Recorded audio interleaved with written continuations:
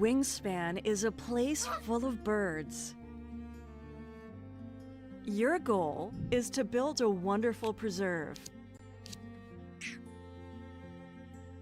that will lead you to victory. Learn new facts about birds. Blue jays can carry up to 5 acorns. Discover new species. Help them lay eggs. Gain food. Or even hunt. Become a bird enthusiast. Wingspan, a relaxing strategy game.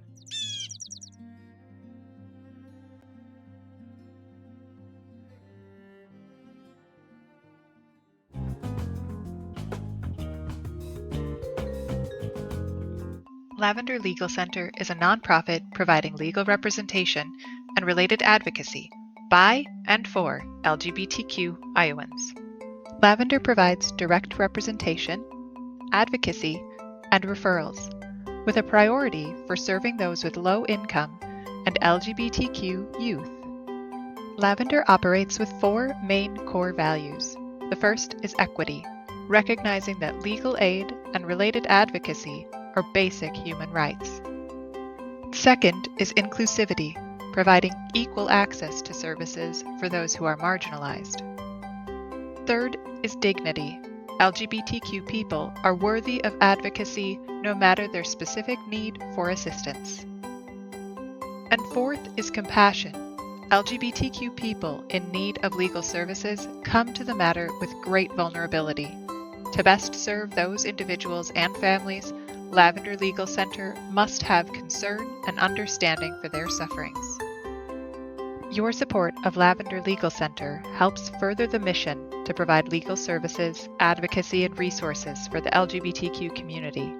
Together, we can build a more equitable, inclusive, dignified, and compassionate future.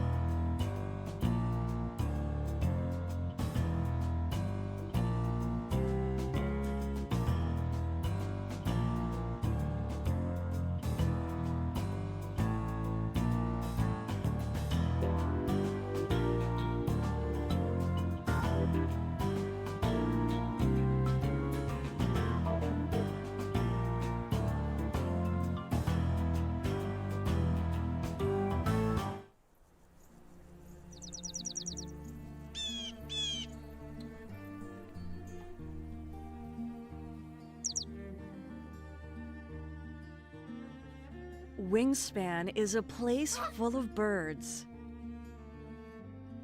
Your goal is to build a wonderful preserve that will lead you to victory. Learn new facts about birds. Blue jays can carry up to 5 acorns. Discover new species. Help them lay eggs. Gain food. Or even hunt. Become a bird enthusiast. Wingspan, a relaxing strategy game.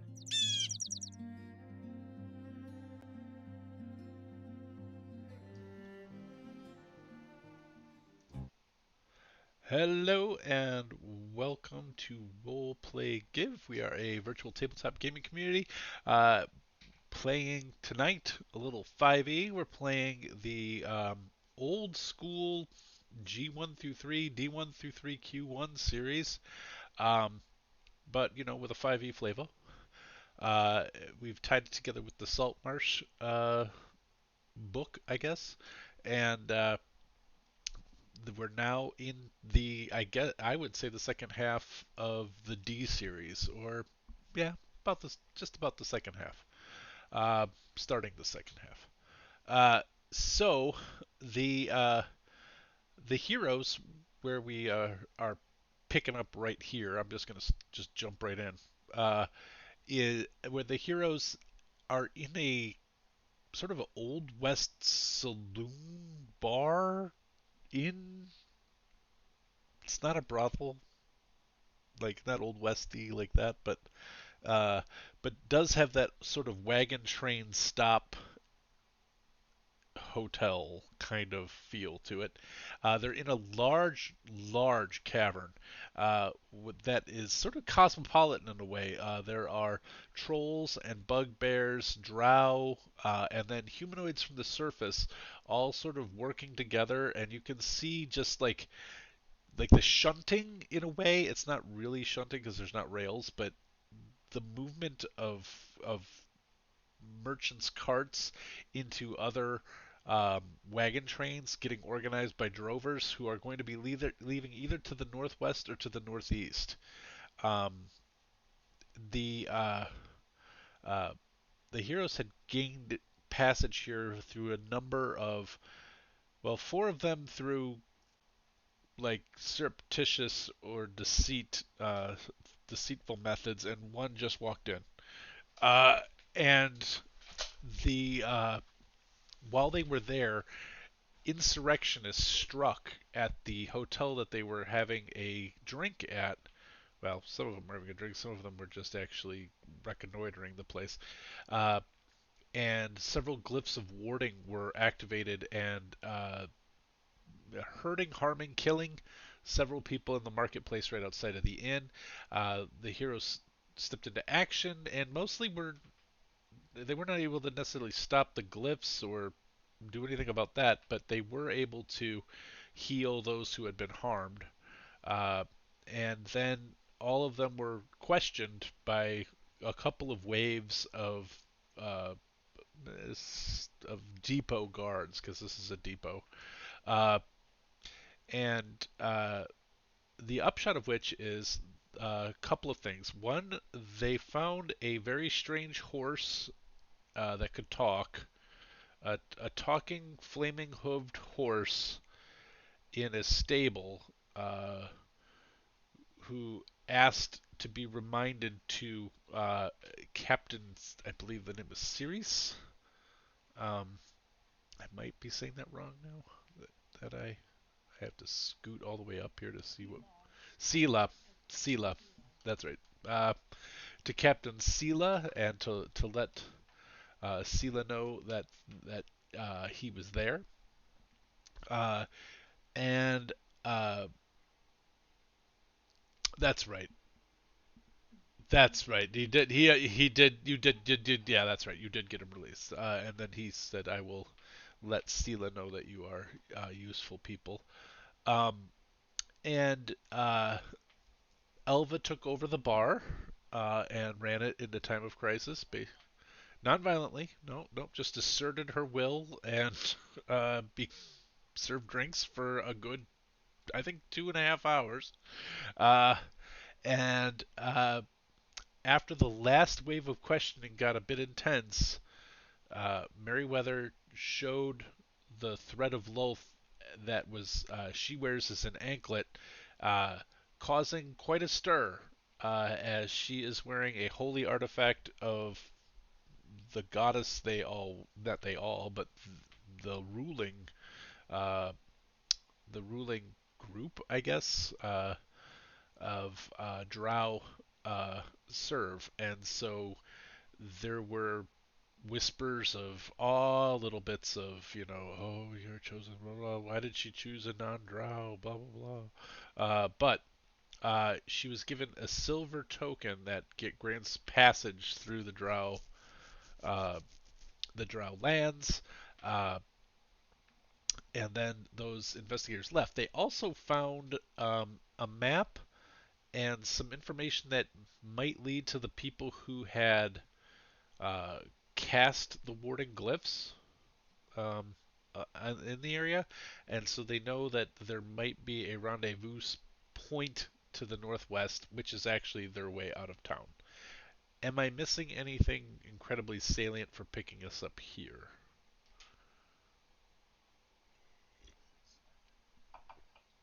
Oh, that's right.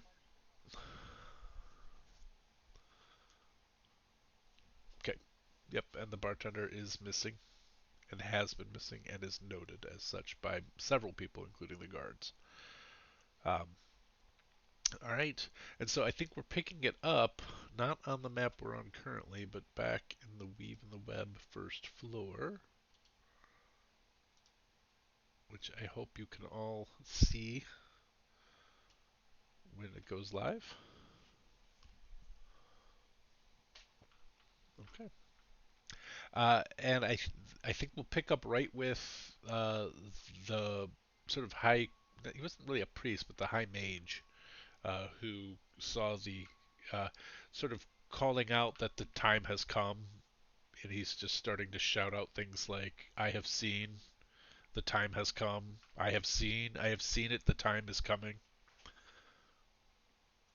So that kind of creepiness is happening. Yeah, correct. Everybody else that's in the, I think they cleared the bar, didn't they? You cleared it. That's right. Yeah, Elva cleared it.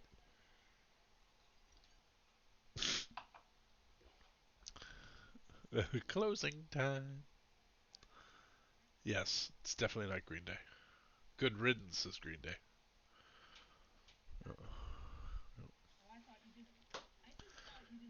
That's what I thought originally too. That's what I thought originally. I was like, I didn't think they were that bad. I mean, they're not my favorite, but they're not awful. Anyway, okay. So, what do you guys wish to do? I have no precipitating event.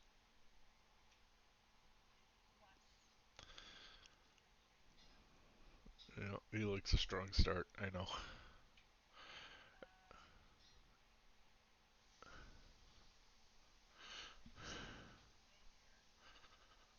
Well, you had talked about doing a little bit of exploring and then coming back to the Weave Web to stay the night because it's really only early afternoon right now. You really don't know, right?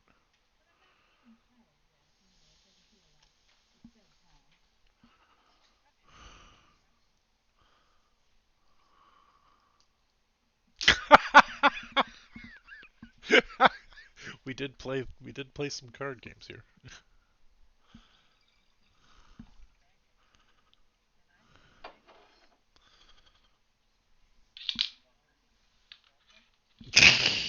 More so than normal.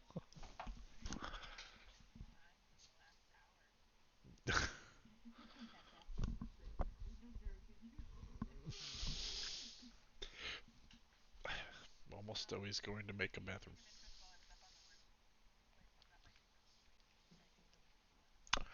Uh, well, I guess not to rehash everything that was the last 20 minutes of the last session with me drawing crazy maps and shit, but there's nothing to the. I'm gonna move you on to another map. Hold on.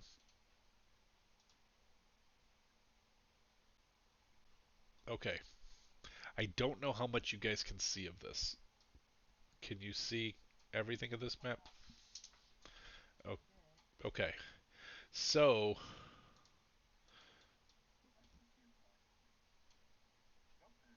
okay.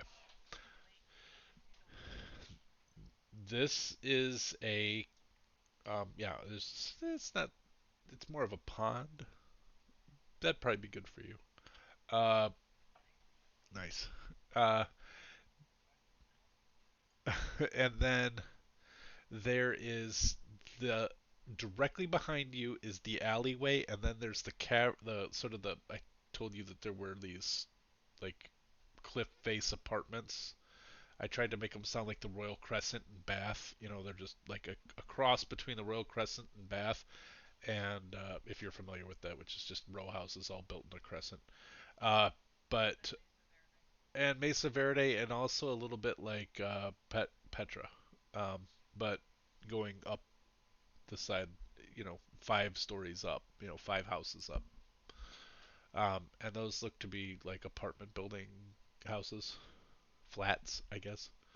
And those are direct, like they're right here. And then you know that up here, I'll shift ping because this is a huge map. You know that up here is where the map says to go, or at least where it told the bartender potentially to go. And then this is a pond over here. And you're only seeing that dimly. I have the sort of the global illumination turned on this very dim map, but that is like quite a ways away. That's I think that's like 300 feet away. Um,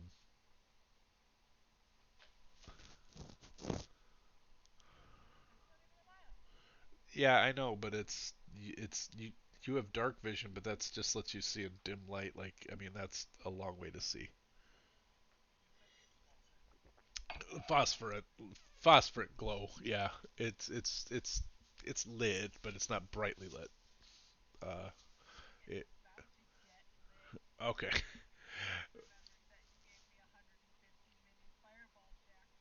I did.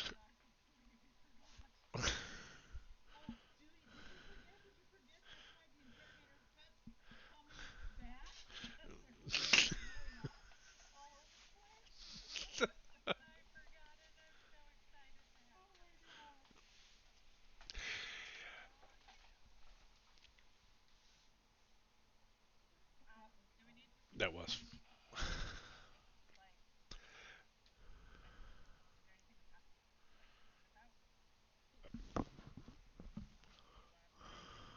Okay.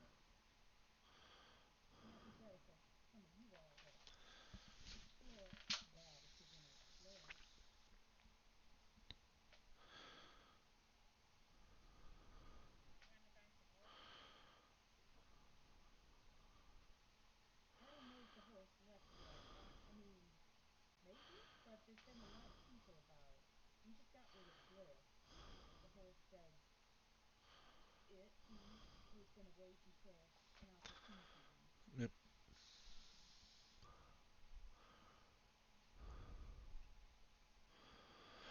I think the thing. Go ahead.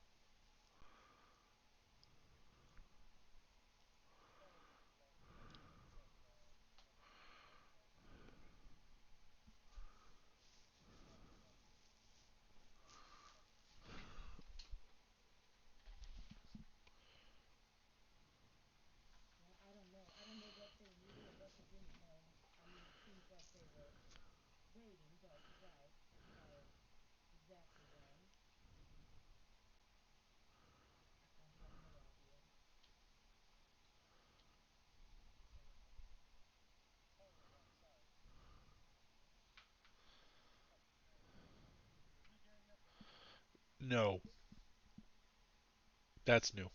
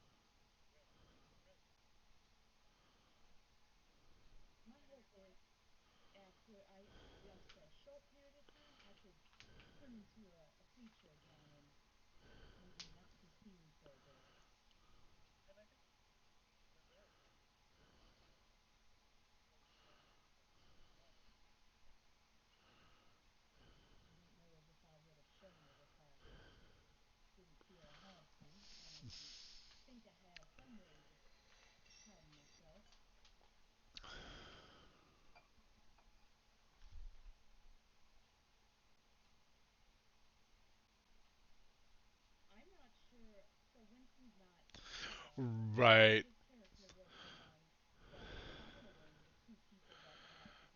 Right.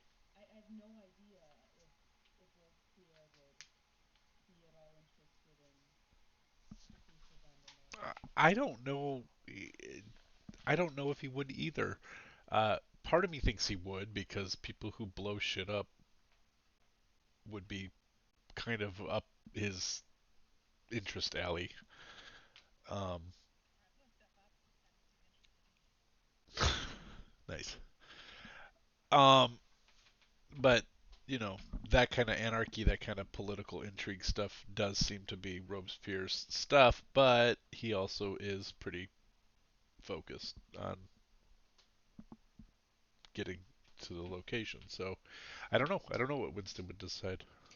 Um, I think if I think he would definitely be okay with you guys voting, and for what he would want to do, and he would go along with it. So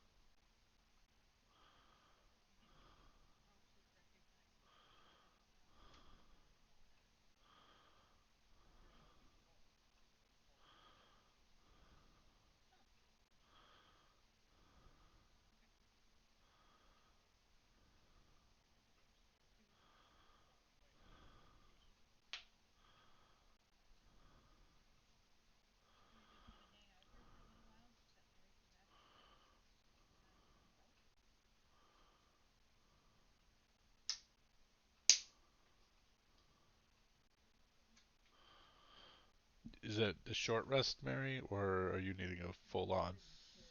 Okay. I don't know how druids work.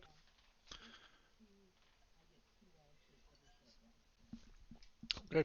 You guys can take an hour. Um, anything anybody else wants to do, or shall we just have that hour pass, uh, barring any intrusion I come up with? Because I will ask for a random encounter die, a D12. If you roll a one, something interrupts your short rest. But otherwise, it'll be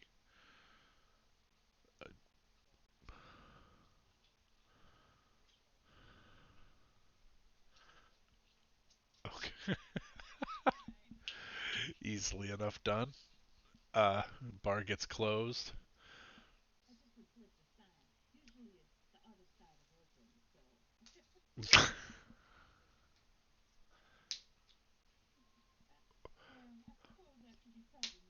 What if they never close? It's a depot. It's like a Denny's. It's it's a Denny's in Vegas. Uh, do they? There's. I got it. Uh, all right, you guys.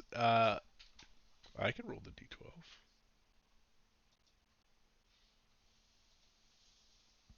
Nothing happens. You can take a short rest.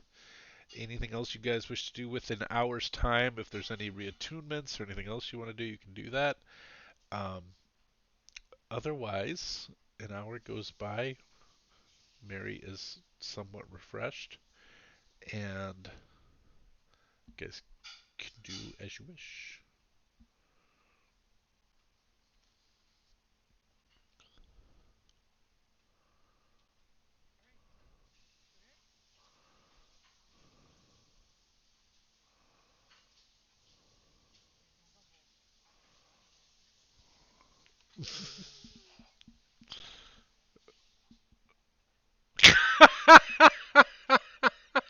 That was all right.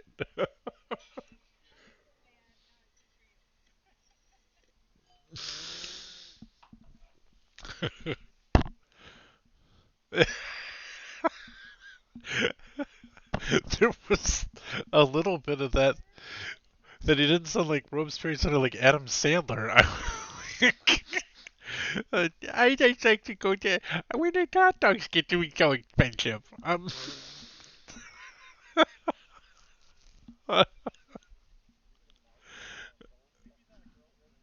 Yeah.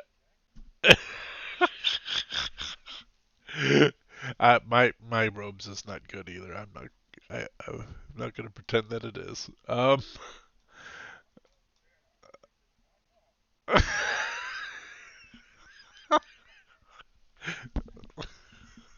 Strong man. Um, all right. So, uh, I don't know why I put you guys into that position, but maybe because what direction do you wish to leave in? Um, you have four of you have uh sort of tokens that grant you free passage through areas that are controlled by the Drow. Now, you're given no, 4 out of 5. 4 out of 5 of you have them. No, we're not doing that.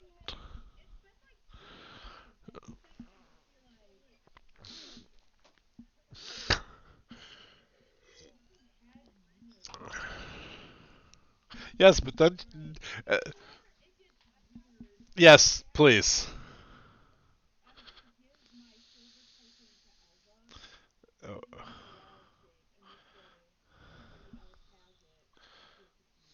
okay,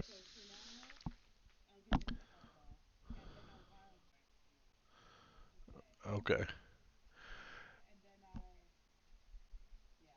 And what are you turning into, Mary?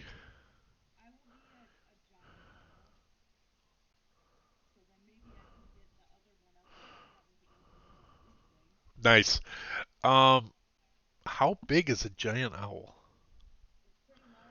Yeah, it's a large piece. Uh, uh, wow.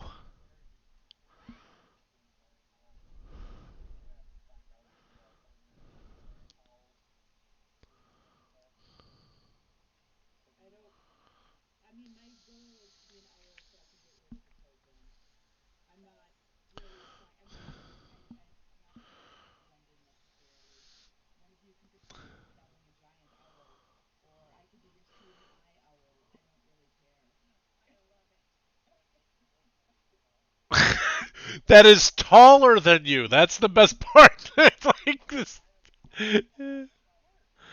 Yeah, it. That is a. It, that is a 10-foot tall owl.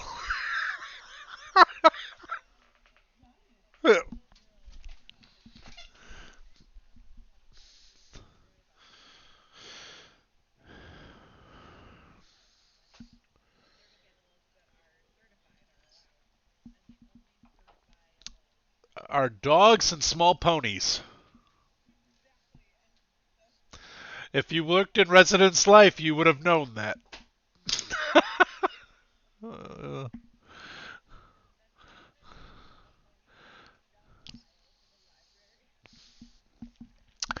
it, yep.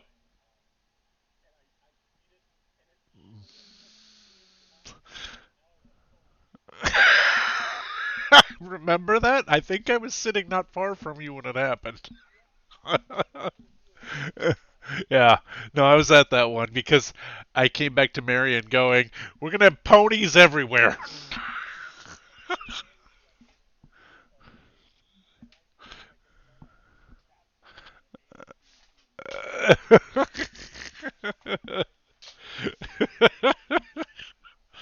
I remember that. I think all of the Central Michigan cohort remember that happening. Anyway, the the, the thing is actually like in the Southwest, the ponies there are trained better than dogs for support work. But anyway, is what we learned from that researcher who knew a ton. Uh, which way are you guys heading? Just to bring us back to the game. And well, I guess no. Actually, I want to know: is this Merryweather the owl the support owl, or is like how are you guys going to? Because you did where did you do this? Did you do this right outside of the inn or uh, right? So in so your 10-foot owl inside the inn. Which way are you guys exiting? No, she can. I mean, she can duck. I mean, but like,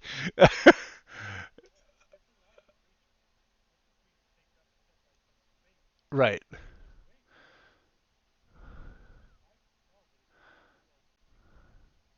Uh, okay. Well, a 10-foot owl just is to me is terrifying. I'm like I'm just I it doesn't say it just says it's here. I think we're going to say for the purposes of this game because I think it's fun.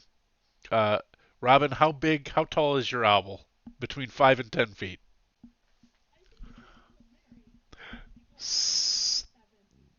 Okay, okay. It's a 7 foot tall. Well, I mean, we're like it's a 7 foot tall. Yes, there's a cow person who walked in who's 7 foot tall. Yeah. So okay. So I just enjoy the idea of this owl sort of shuffling through the doors, like, excuse me.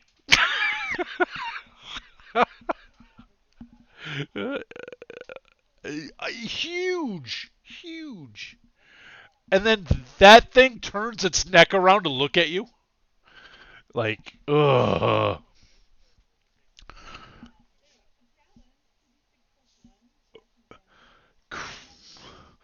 No, I think it's a great wild shape choice. I'm just the picture of it is kind of funny to me. You know, five characters walk into a bar, an owl walks out.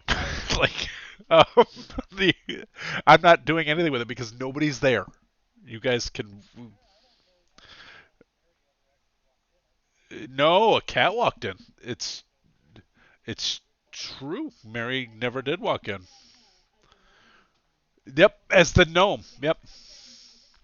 Yeah. Yeah, you have been many things. So, all right, you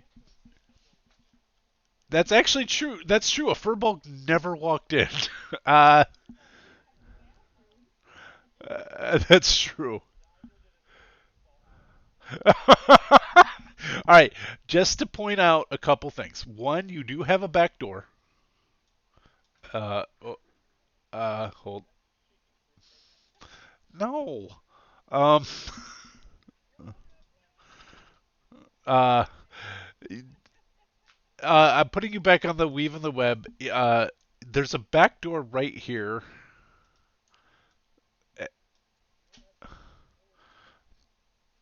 All right, dirty. But so you can actually exit that way into the alleyway, which you know about for several reasons. One of which Robespierre followed somebody back there. I think Elva looked out there at one point, and Vela was on top of the roof and looked.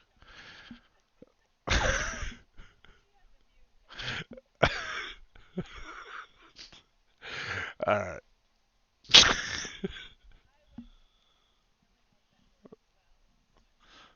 Okay.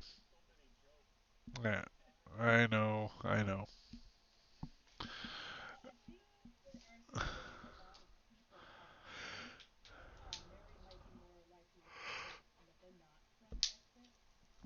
Okay.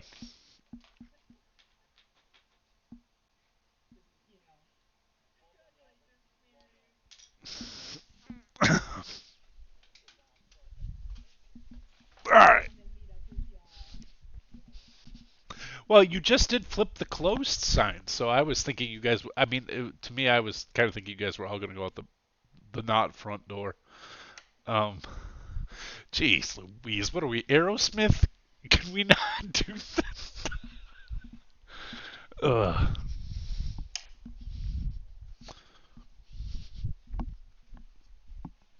I think you still got actually several bottles of wine in the bag of holding.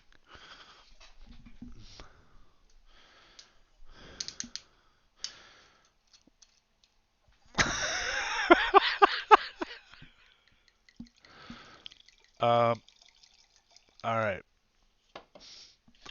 So you guys go out the not front door and uh, weave through the alleyway around those apartments north of you, and you wanted to just head back onto the northwest, um, under the northwest passage, so to speak, which should feel good for Merryweather, I guess. Uh, so okay, uh, that's what we will do. As I will put you guys back on the giant depot layer map, and I will. All right, you guys are. All right, all right. Can you guys see yourselves here? Okay. T- to the northwest of you, you see a 15-foot narrowing down to 5-foot passage, but I believe you can make out sort of fiery light of a horse to the northwest. In the light, I think that is Elva that is closest. I rotated you guys. Um, okay. Um, I want you guys to no longer. Oh, good. I'm trying to rotate you so you're no longer.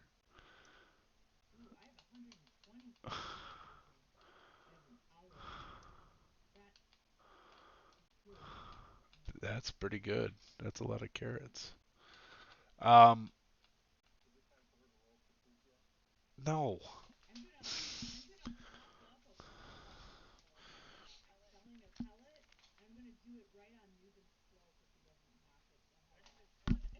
It is hood. It is hood. Make him fish it out. It's a really big, deep hood.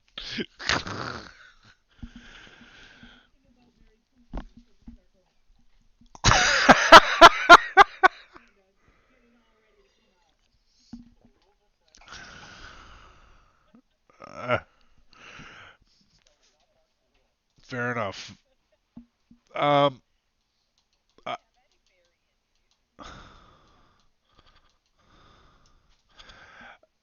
whatever. I I'm rotating. I did something by accident where I rotated your tokens, so I'm fixing them. Uh, so you do see the horse that you helped free is to the northwest directly. That's not the main northwest passage, though. That is a minor. It looks like it ends actually not too far off from where you see the black horse. No cherry tree. Oh, that's right. We did talk about that. Big black horse, cherry tree.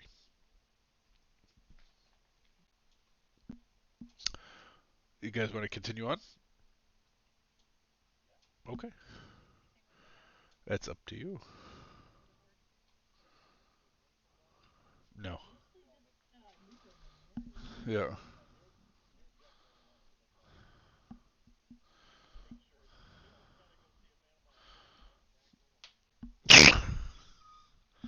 All right.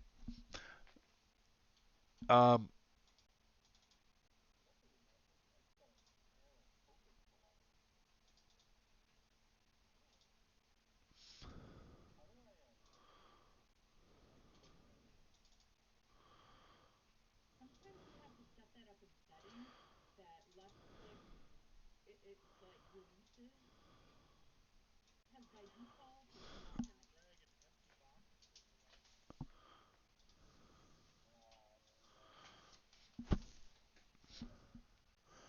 You do have to have that setting, Ramen, and I set it up for everybody to have that.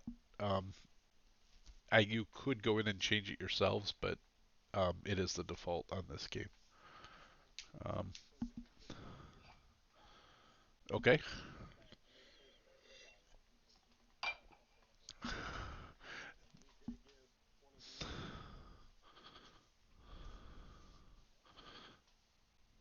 Yeah, it was IC 2 2.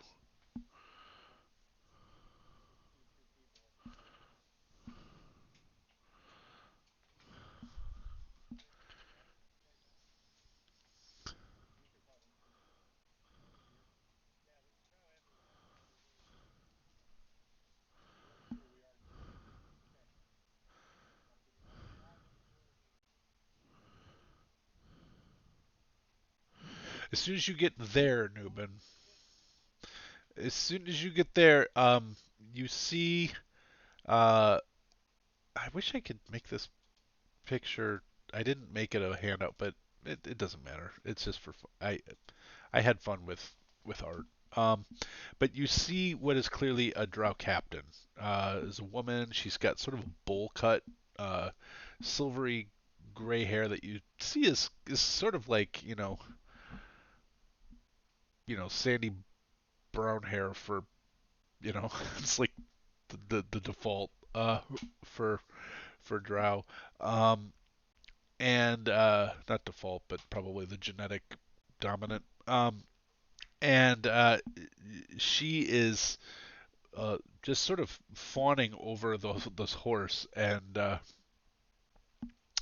didn't realize you were in so much trouble. And then the horse is talking back, going, "I I didn't either. I mean, I didn't put the glyph there." And so as you approach, oh, it's our friend who freed me.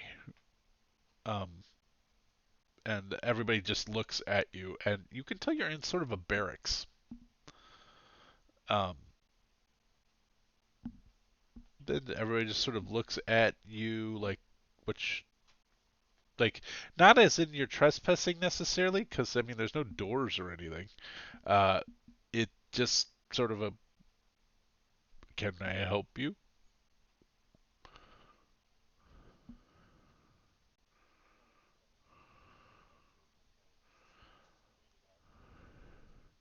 I am, in no small thanks to you. You have made a friend, my infernal. I allow myself to introduce myself. My infernal friend. And you speak infernal, right? Yeah, and he will give you greetings in infernal.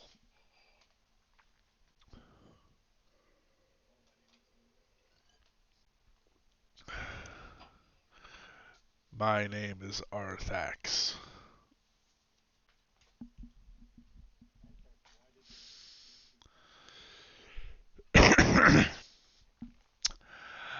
Well, and he's going to speak in infernal, and it's going to be really fast. So, I mean, you already can understand all languages to begin with, but infernal is one of your like originally known tongues, right? Yeah. So, which one? The one who has me now, or the ones who had me just earlier today? I don't choose to be on this plane.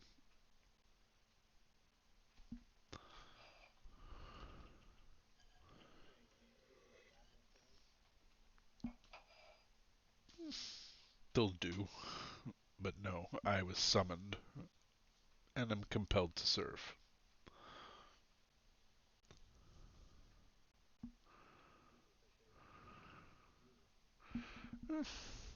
Mostly Cart, and he sort of head tosses at the captain, and uh, the Cart this one around.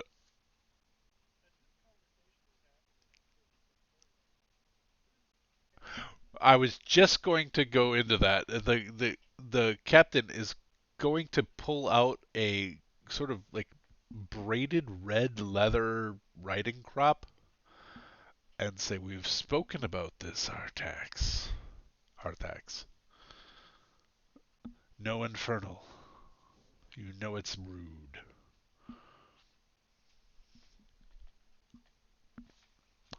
And he bows and said, "As you wish, Captain."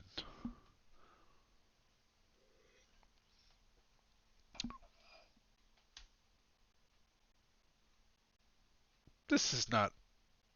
He just sort of nods and says, "There are worse places to serve." And then he just takes sort of like a horsey knee to her.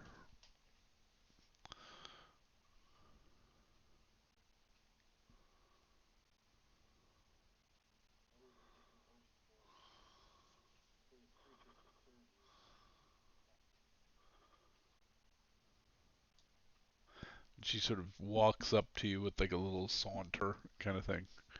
Uh, the arrogance of somebody who's used to being in charge in her surroundings. Um, and this horse was a gift to me from House Isleserves. I will type that in so that you have the spelling. The Drow didn't say it, just so you know. Well, I guess it did, but that Drow elite didn't say it. Uh, the was a gift to me in order that I may help them achieve their goals, which of course is bringing the mother here.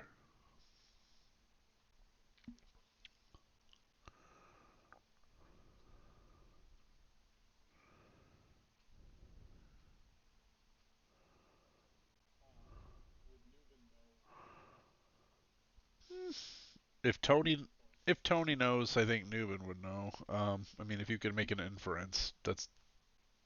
But if you want to make a religion check, you can.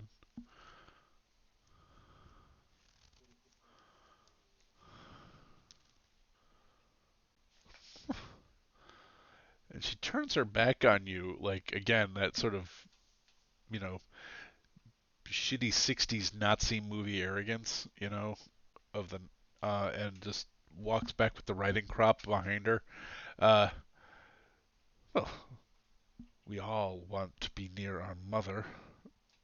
And he walks back over to Arthax. And it won't be long. And I have the fastest mount. I relay messages.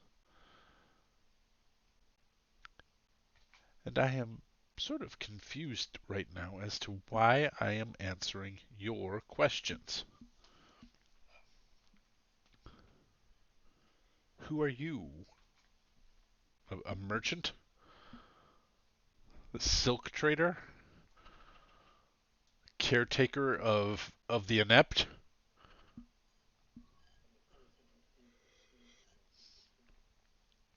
Ugh. Had we known, we would have. I am grateful for your actions, but you did nothing I couldn't have done myself had I known or was there.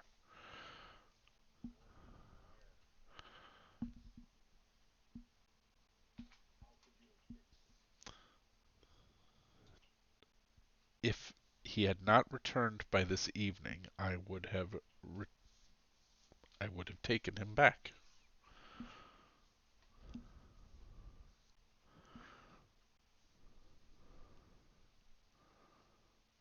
or I would have found the ones responsible for sending him back to the mother.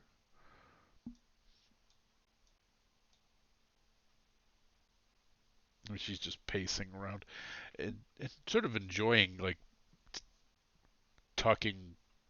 She's clearly enjoying this. Like, there's she doesn't see any reason to get upset with you. She's just, being a yob, like.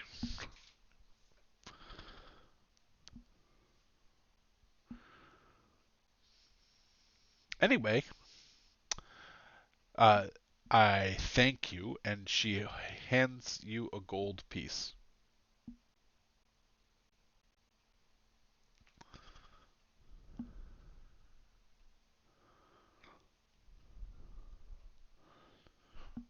for, as you said, saving my horse.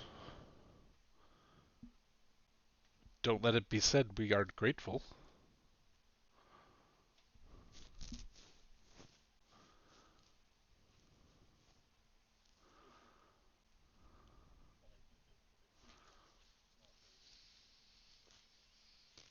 I'm sure Arthax very much appreciates that, don't you? I very much do. I would not have liked to have been exploded. The abyss is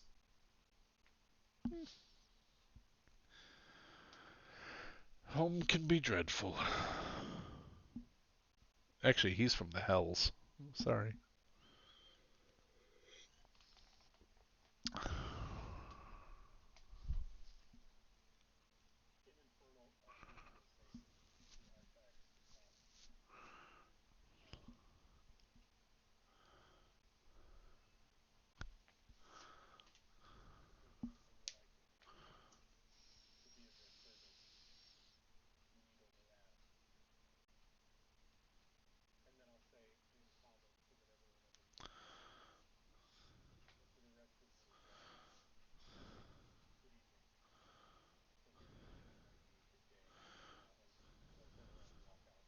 Okay. They would call it good day, good day, good day. He is not willing to respond given his admonition that he just received. So you did. You, yeah, right. Okay. All right. Are you guys going to continue on northwest? Okay. Um, I'm just gonna start pulling you. So this is back heading northwest. You see, there's a Drow guard here. This Drow, as Elvi, you don't need to be there. I'm just using you to light up the area. So please don't. Uh, right. Okay. Well, I just didn't want to take away player agency. I was just trying to light the screen up. So, uh, the as you walk there, you see a guard to the south east and a guard directly north. They look bored and give you a cursory glance and sort of a like a querying glance that you take to mean papers, please.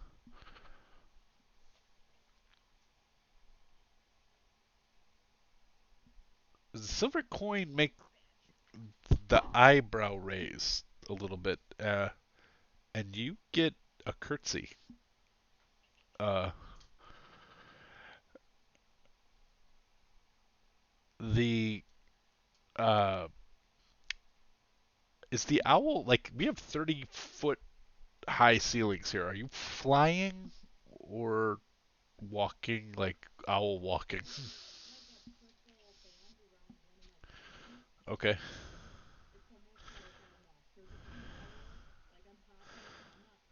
Okay.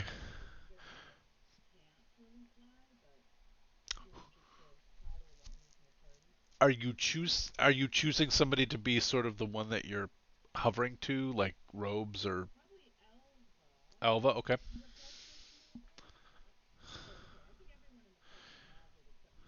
Yep. Right. Okay. All right. So the goes from the silver token and looks at the giant 7 foot tall owl, and that tracks. like like here is a very important person, and of course they have a 7 foot tall owl. Uh, why wouldn't they? Uh, and so uh, you get to about here, and the drow sort of clears his throat, uh, or her throat, sorry, her throat, and the you're gonna you're just gonna want to move on northwest, ma'am.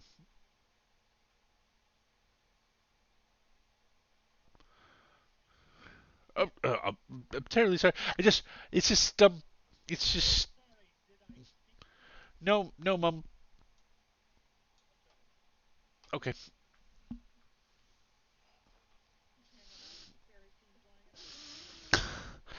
All right.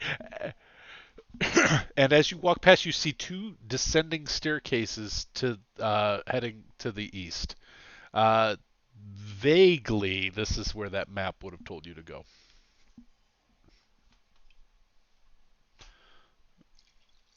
The Yeah, down those.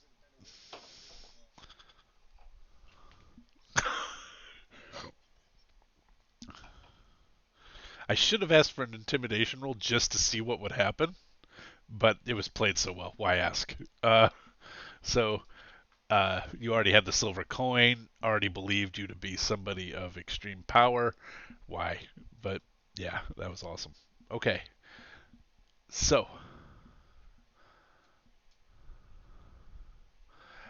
you guys are you continuing on Northwest? Okay. All right. So you guys continue on, and eventually you get out of caverns and into dressed stone again, way up here. Um, I know off the top of my head. Well, just I know Elva's gonna make the the passive perception check because of the shield. But anybody over a 16? Okay. So Vela,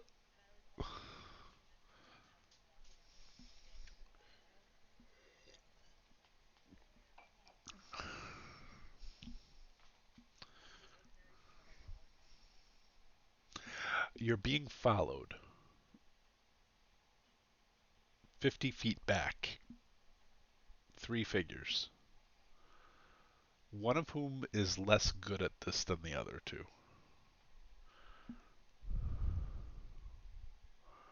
But still actually pretty good because 16.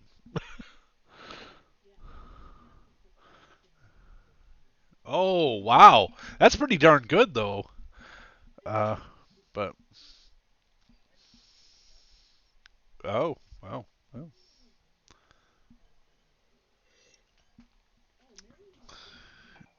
Uh and I You keep yours. So, yep, you would have noticed it too. So, in the shadows, stealthing, and these are clearly people who know what they're doing. If you were regular people, you'd have no idea. But two of them are better than the third. The third seems to be like doing the best that he can. But the other two, you're reasonably impressed. But you're moving along, and we're off this map at this point. By the way, you guys are you're heading through the Northwest Passages now, and they are about 50, 60 feet behind you, maybe more like 100. Uh, Two are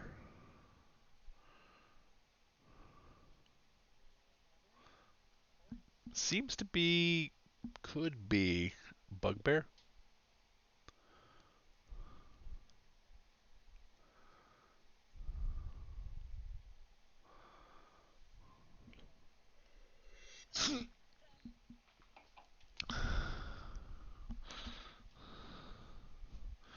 Such a great spell.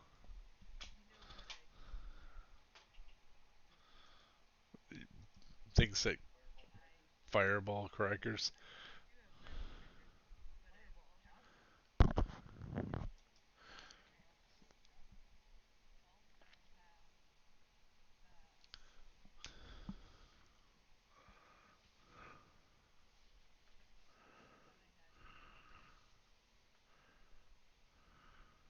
As a rogue, you definitely had ball bearings unless you used them.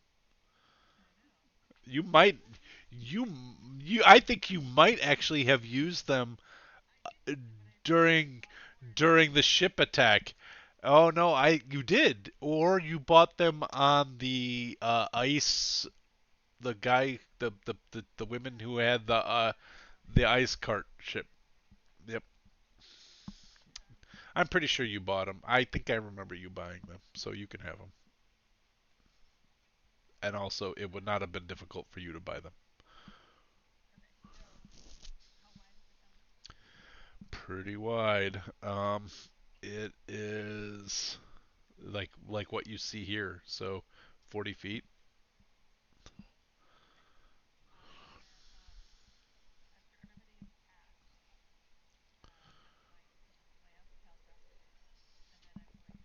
Like for real, you're putting the fireball.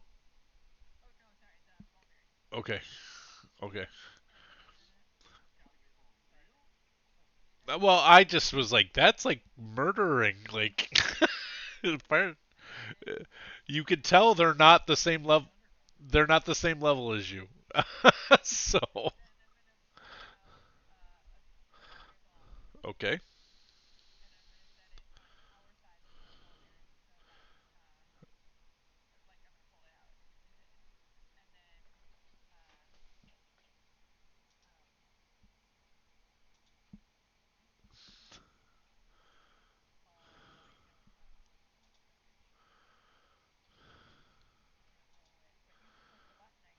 Yep.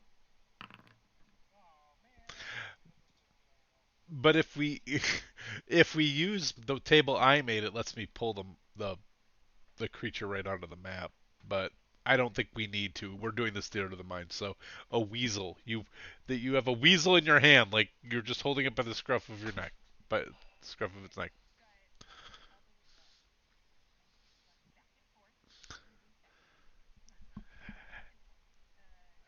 Okay, boss.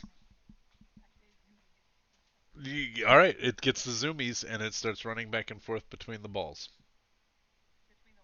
the walls, back and forth. Okay, okay,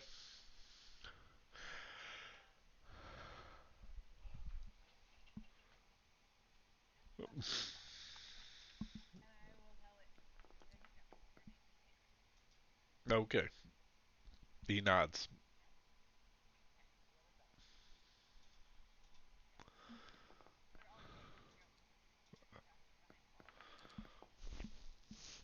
Okay. So the the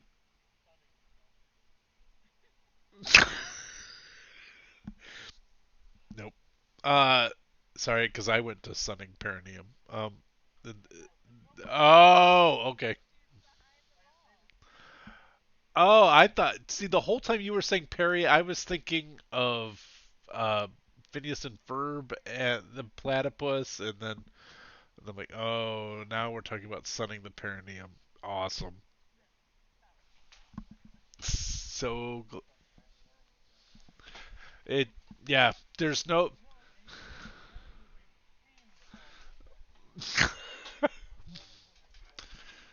No, no. There's no basement. We just keep digging lower and lower. It's just gets grosser and grosser.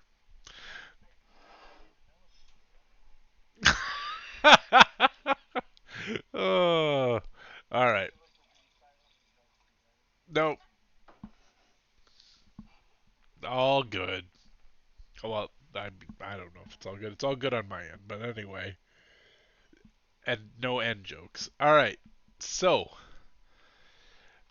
you have created a ball-bearing barrier with a weasel patrolling your side of it, and there are.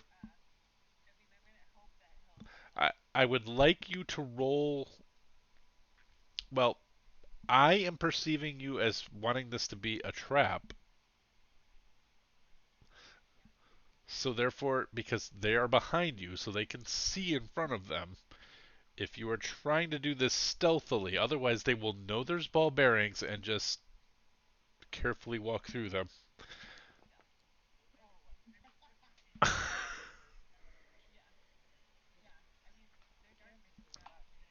The chances of, yeah, nope,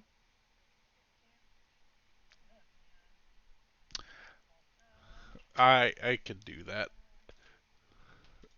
I would. Yeah, I am, and I'm gonna do it. Uh, Ed's birthday. There we go. Uh,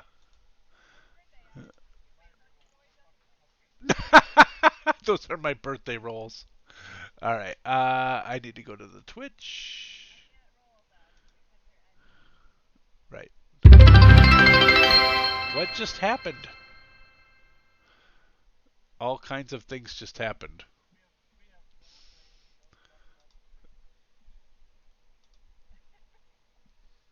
It's because my Twitch is on the same monitor as my Discord.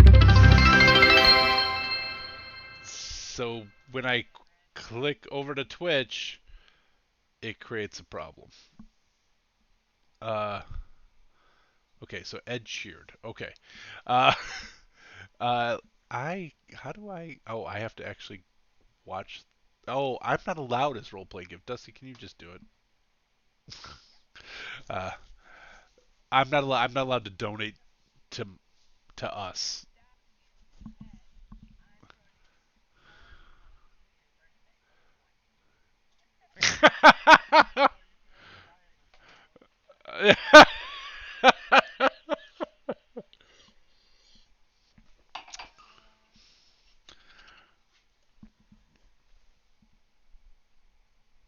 All right.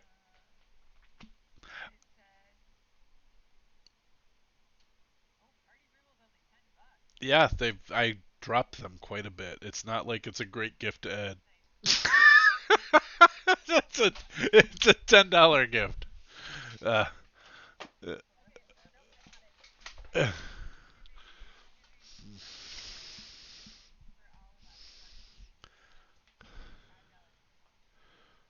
oh yeah, right. Because I did do a buy yourself a reroll for $5. So a single player reroll. Yep. But all right, cool.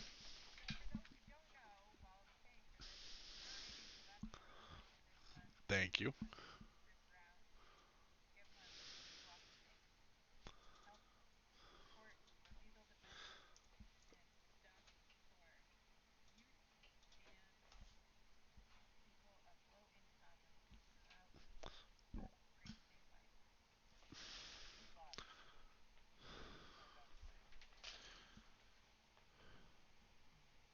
Lavin, la-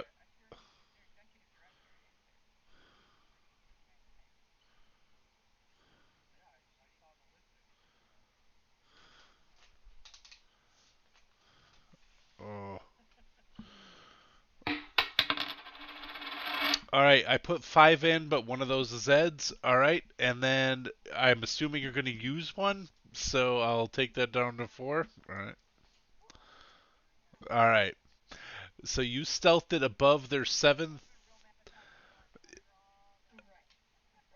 Yeah. All right. So you stealthily get these. Yeah. So that seems that seems weird. Do you even have it available? Yeah, it's not a cleric spell. That's arcane. Like I think that's wizards.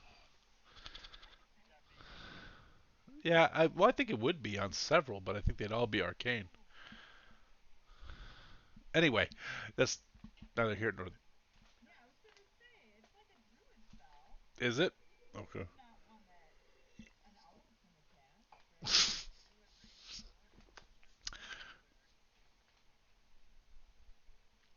Oh,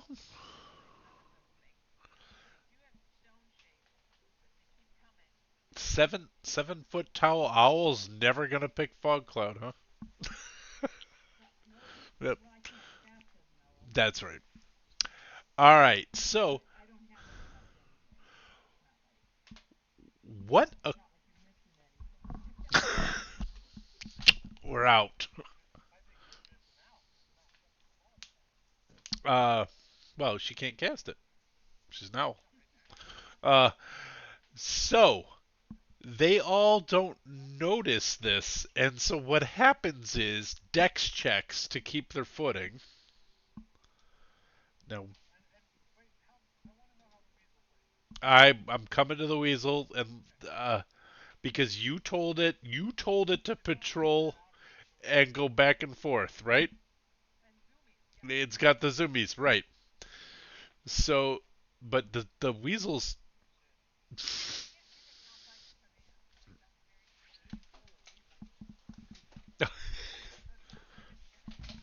So what's gonna happen is the first one I need. I didn't. I don't have their character sheets like because we're playing the Theater of the Mind, so I need to grab these character sheets and give them dex checks. This is one of those things that that's what I did for stealth, but I was thinking they because one of them has a pretty good dex. But all right, 11's not great. Eight's really bad. All right, so here's what happens. The first one, I'm gonna say the bonus is 15. That'll be enough to keep his feet. So no, the bonus is five is was four. Sorry, it was four. Yeah, yeah. Uh, but he keeps his he keep he keeps his feet and continues through. The woman walking behind him falls over, and the bugbear behind him falls over. But as he crosses them, all of a sudden, the he steps on the weasel, and the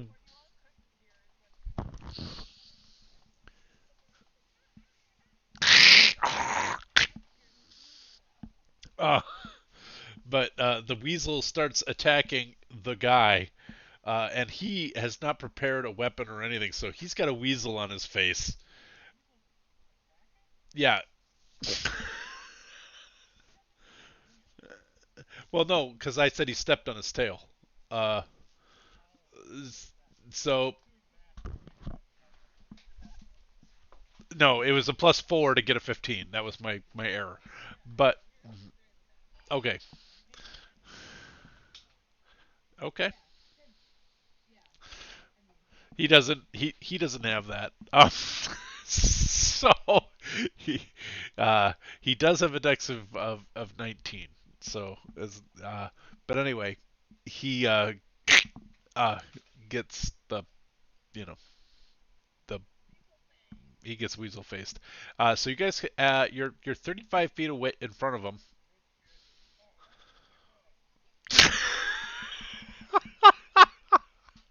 um, but weasel face. The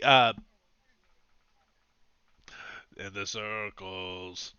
Um, but that's what's happening. So you have a drow woman who is sort of trying to get to her feet. Uh, yes, to you she does. Uh, the bugbear does not look familiar, but the once you're able to kind of make out his face with the weasel pulled away from him as he's fighting the weasel, he looks familiar too. They were sitting at the. That's true. That is true. No, he does not. He does not look familiar. Then she does. That's right. Robe. That's right. Robes can identify both of them as their true selves. Yep. Well remembered. God, I forgot that. Uh,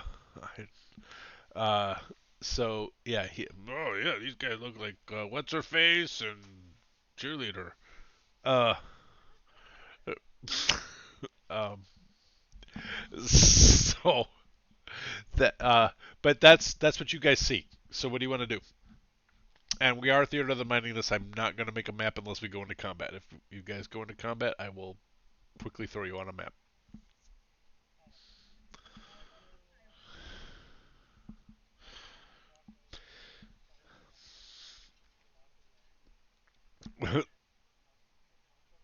Okay. Uh,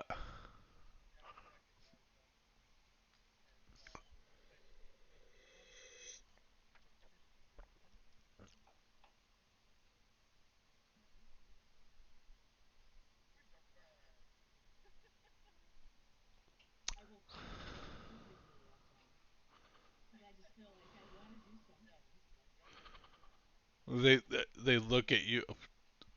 Gee, Jesus, that's a huge owl. Um, oh my God, that would look, but that would look like an owl eating a mouse, wouldn't it? Like, I mean, that would be the right scale. Anyway, not that we're saying you should do that.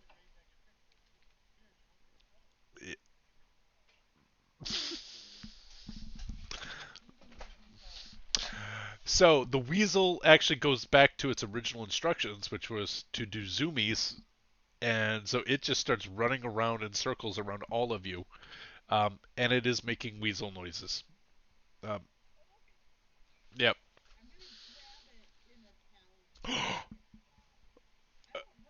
Okay. The uh,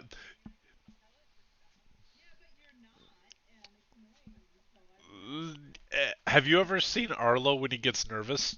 That's what that's what this weasel looks like right now. uh, so uh,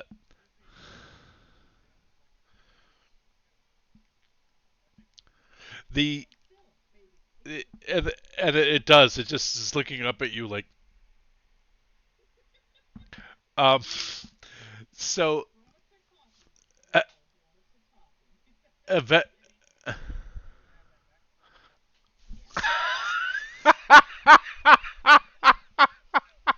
um. So the uh the the two drow um sort of dust themselves off and try to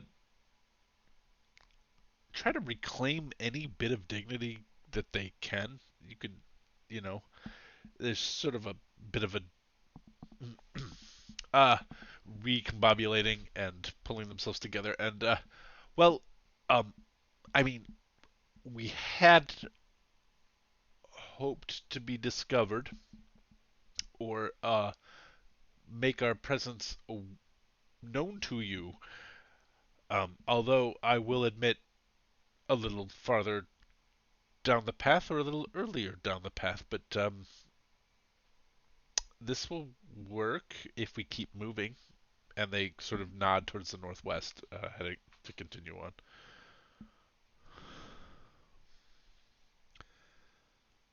And then they'll go, Bellis, get up, get up. And you had helped him up, but he still is tripping over a little bit of the ball bearings. He's like, I'm a bartender. Yeah,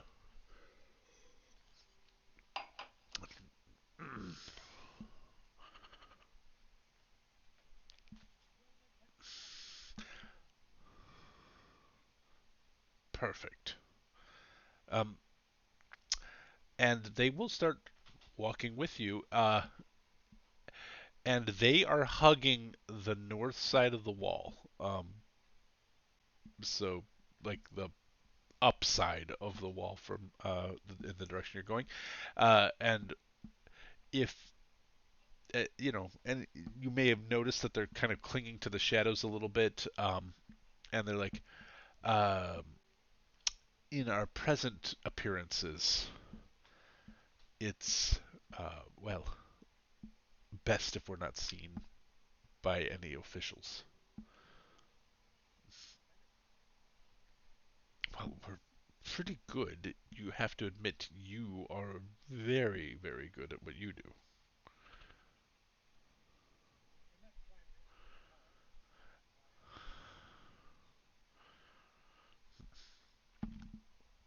Well, we all have we have causes where risk is inherent in our situation. Um, you spoke with, and Robin, I am not certain if I ever gave this person a name before. I don't think I did. But the Drow mage that you met in Farvale in the inn the night before you. Yeah, I don't think I gave him a name. I think he was just a Drow mage. Uh, yes. Yeah, I think he was just Drow mage. uh, but uh, he knew who Ildruin was. Um, but I don't think he ever gave his name. So if I give a new name now, just retcon it. Yeah, don't. Um, and it won't. They they actually I kind of been doing this thing where the first name you read the uh is the last name. So Ildruin was his family name. Um, but wasn't a lie.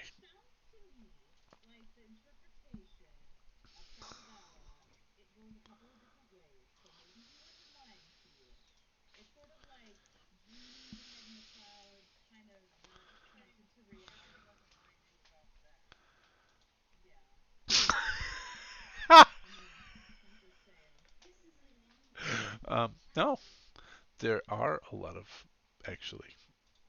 Um, okay, why is this not working? Do what I want. Do what I want.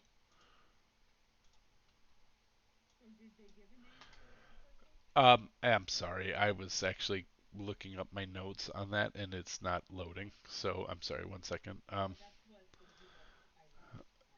Yeah, yeah. Sorry. Uh, all right, all right. The name that he was using is Tolfin. You spoke with a mage named Tolfin in the village of Farvale. Is that correct?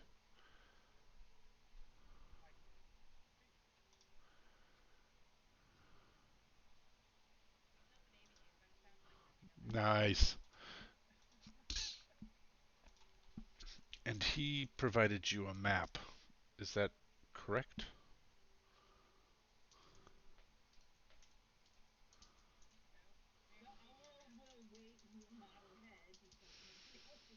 All right.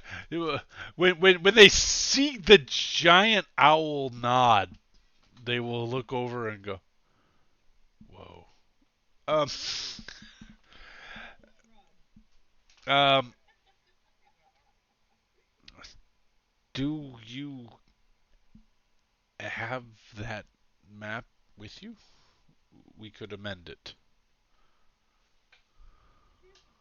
I know it all gets, and I didn't do this on purpose. I promise you, Robin. But I real when they suck into your body, don't they? Yeah.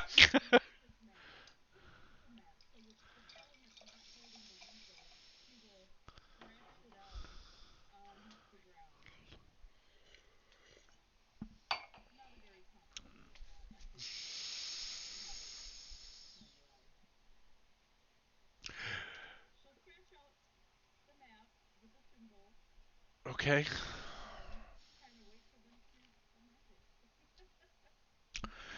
And they will look at what you draw, and they're like, and they just both look at you with their mouths slightly open, and they're like, "It's a very talented owl." The um, Bellos, do you have any? Do you have any paper? And Bellos, well, I've got my receipt book, and they scratch out an. You ran the bar. How did we do? No, no, I appreciate. How did we do?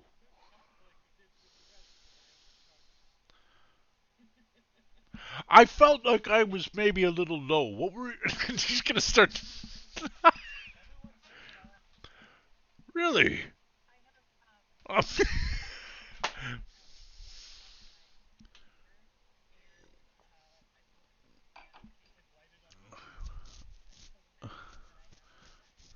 okay. Oh, okay.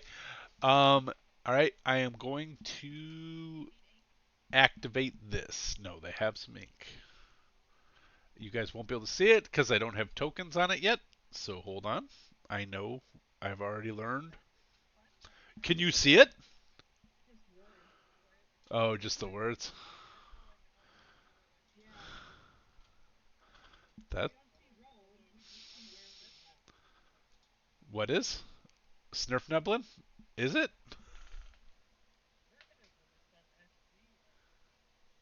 It is spelled that way. It is incorrect because Paul typed it at 5:30 in the morning. Uh, so, uh, no, that's when I get up. I like it. I like it. I know.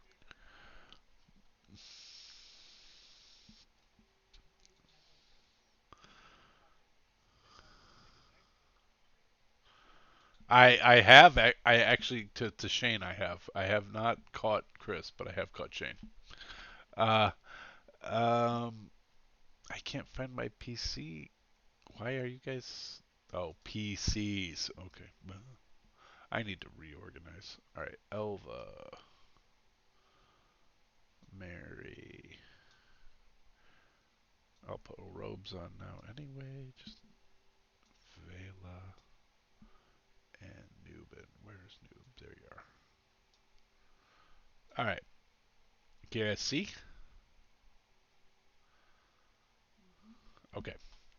So this is the updated map you get after they draw. That's the first checkpoint where you guys dodged everybody, where there was arguing between two camps of Drow, if you recall. And then you guys decided to take the off passage, and that's your secret your actual like hallowed ground area is right here, where you created your sanctuary or where you created a. It was well. I thought it was okay. Okay. I thought it was here, but okay. That's oh, you're right. Okay, so that's where that is in this quadrant right here. The radial depot is where you just were. You are currently right. I'm going to shift ping you. You are currently right here.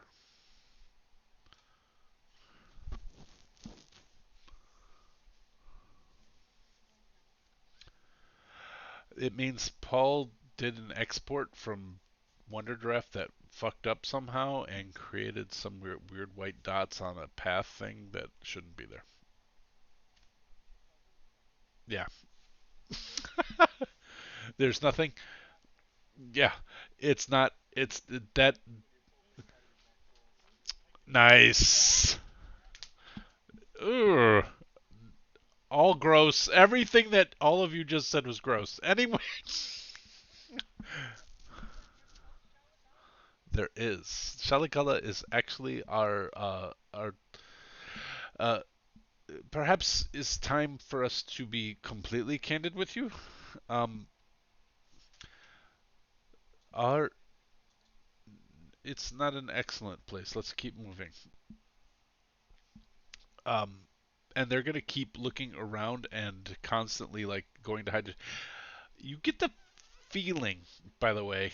Uh, well, let's find out who gets a feeling. Anybody who would like to make an insight check um, on your guests.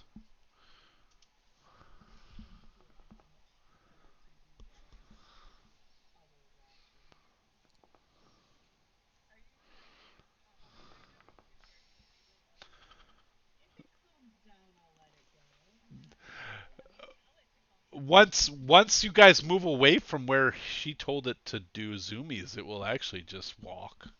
So okay, now you have a weasel companion, and actually it'll run up and sit on the opposite shoulder from Scrappy on Vela. So now you have a weasel on the other shoulder.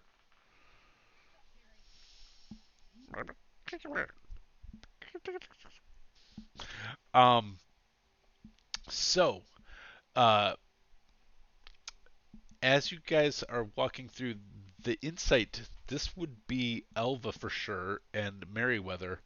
Uh, you pick up on the fact that Bella's not super thrilled to be here and is like looking behind him, like casting furtive glances behind him all the time. Uh, with the 25, Elva, you, yeah, yeah, that's a great roll. And so for the bonus roll, you get the sense that he's hoping for something from behind you.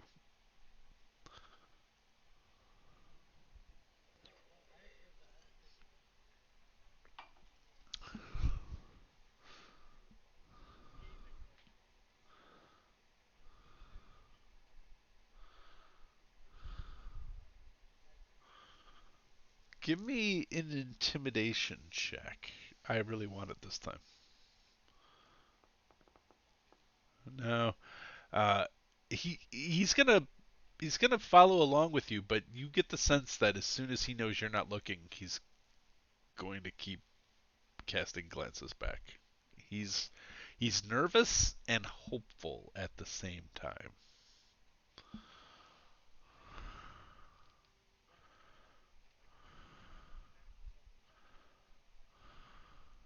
Okay. All right. Gotcha.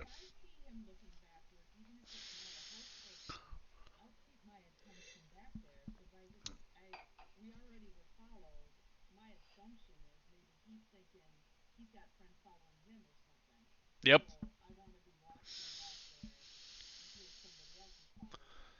Duly noted. So I will say Elva and particularly Merryweather are. I mean, Elva's got an eye and is doing some intimidating and keeping an eye on Bellos, but Merryweather is particularly watching backwards when she can, with that fucking owl head just turning backwards. I'm just creeped out by that every time. I love owls. They creep me out. All right. Um. So you guys are continue down the path, um, and in fits and starts, they start giving you a little bit of information. Um. They say. I think the first thing you need to know is, and they show you the symbol that you've seen before, and they say this is the symbol that we use in the Quere Pele, which is actual Tolkien Elvish for revolution. I looked it up. I was like, I'm going to use Tolkien Elvish for this. Uh, so, Quere Pele is um. How much do you know about Drow society?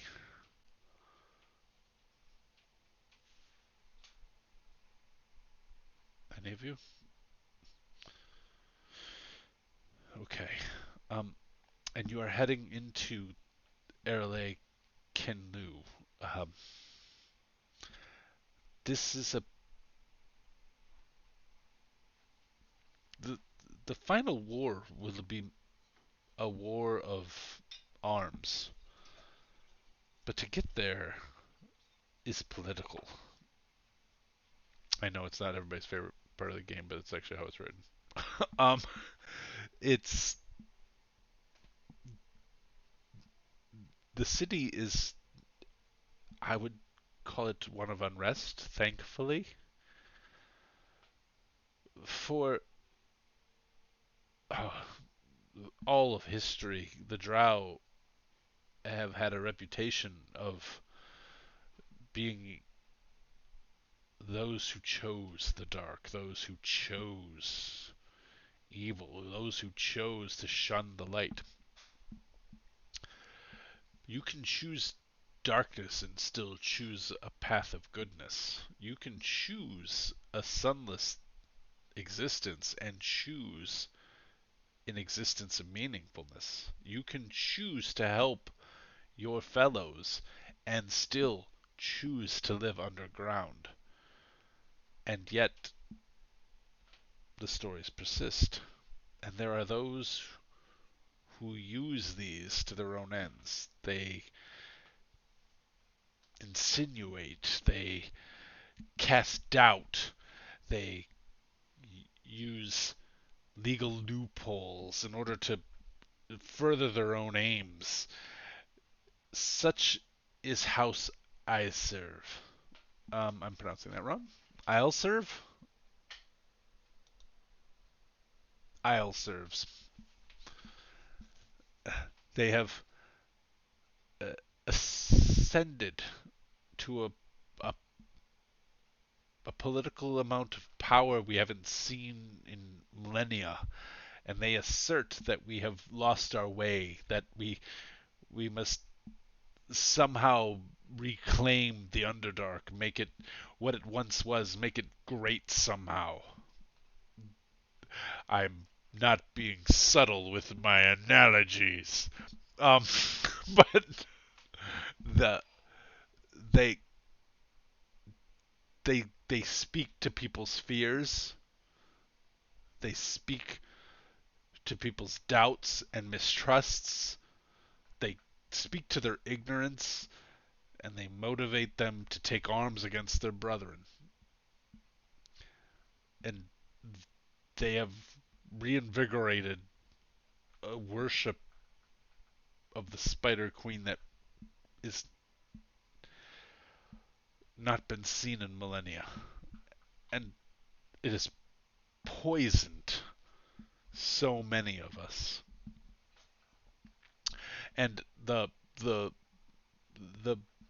man, the male Drow, is speaking most of this with like extreme venom, like he's angry, uh, and just vengeful about it.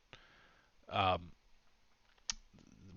when it's picked up by the female Drow, when the threat is picked up, it's dispassionate.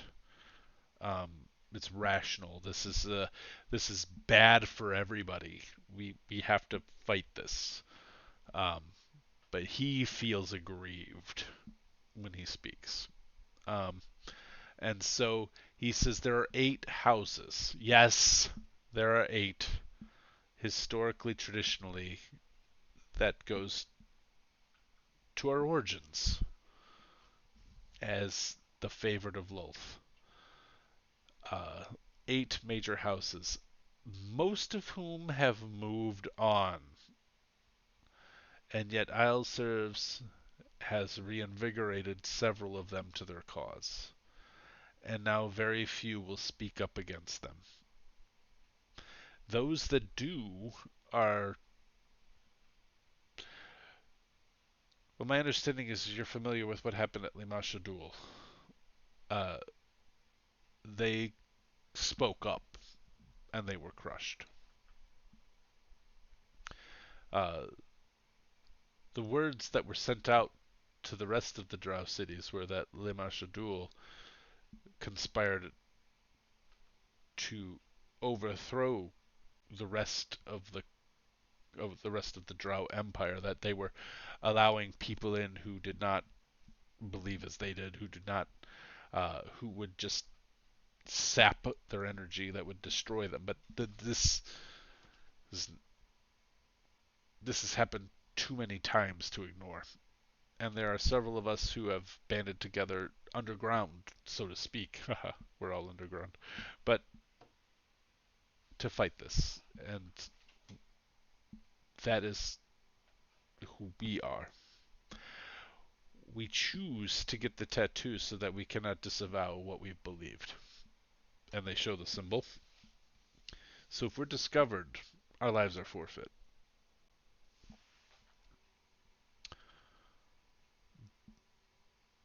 You also know anyone who has this tattoo. Well, you don't know. I guess it's possible somebody would get it and die for the other cause, but I guess we choose to put ourselves in harm's way, uh, by getting this symbol on, and they show it's a place that's easily hidden by armbands and other things, and um, but if ever you need to know, you can look here, and if we have it, you can you know that they've chosen this path.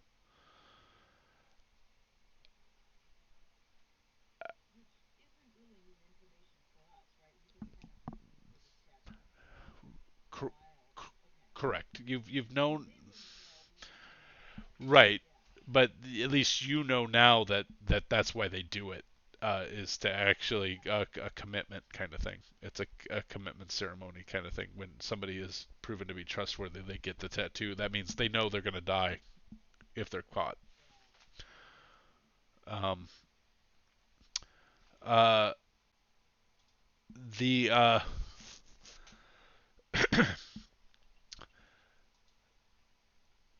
the word we heard on the street was there was a thread of Lolth discovered just before we fled.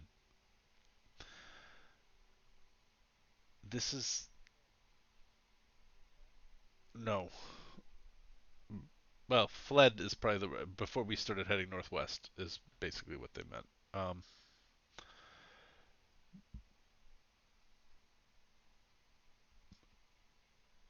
It's not the first thread of Lolth to come through here. I wonder if there's someone you're seeking.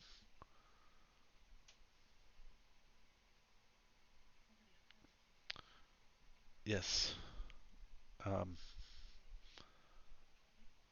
an elven woman. She wasn't able to talk, but she was an elven woman. Black hair pulled into a ponytail. At least it was. She was gagged. She looked ill. The Kuatoa have her.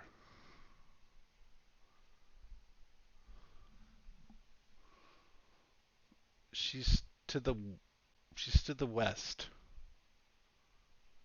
in the temple of the Kuatoa.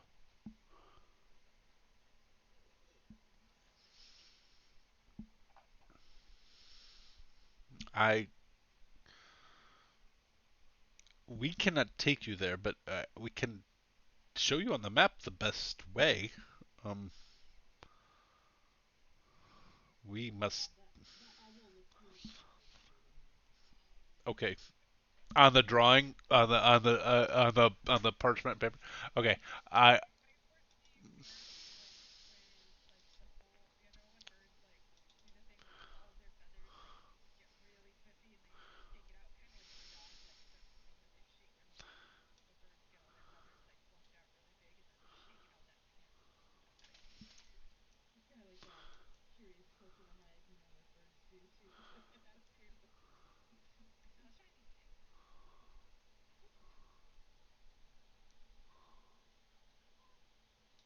I'm gonna change that to a different color.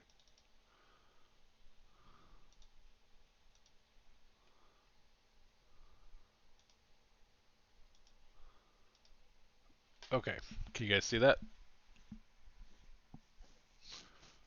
It should be hot pink. Um, oh, weird. Yes, and I guess my line is not the. Oh no. Unfortunately, that's is the best way to go unless you wish to go up to the Viacid Bridge, and then you could take a small passageway south that intersects with the crossing line. Um, I'll draw that in a different color.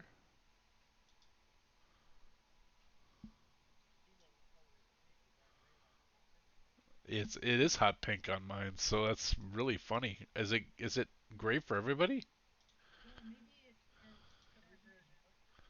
What is it? Oh, because you're in dark vision. I'll turn on the light. Hold on. Um, I'll make this one light blue.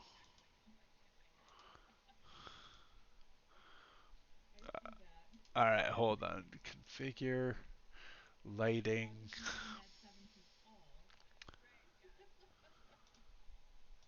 Does that change it?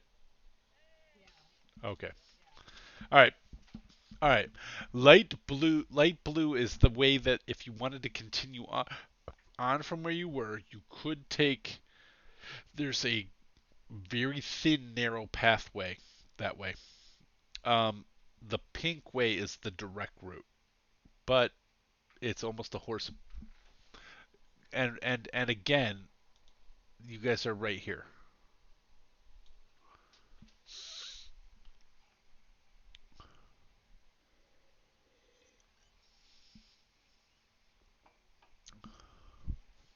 But we must continue. We must continue on. You wish. You wish to get to air. You want to get to Airlie all the way up here. You were never there.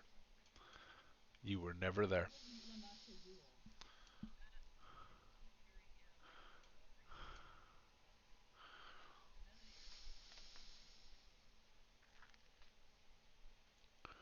But now you guys have a map that actually has waypoints on it. So you can make choices. Go back, retreat, move forward. So, but they are uh, uh, sort of like in a hurry to get on. They're like, Belos here is going to be a wanted man. We need to get him to a safe place. We're taking him to Shalagala. Um, the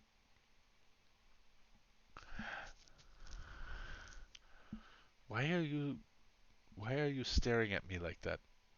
The man asks you when he says Shalagala.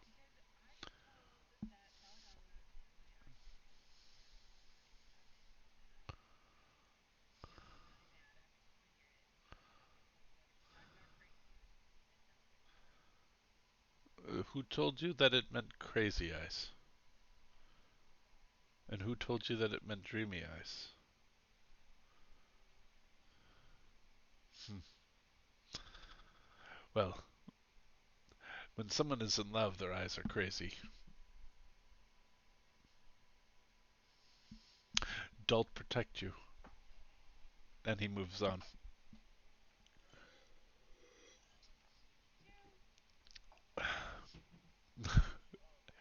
And he gives you he he gives you a blessing from Dalt, and you have the blessed condition. Uh, so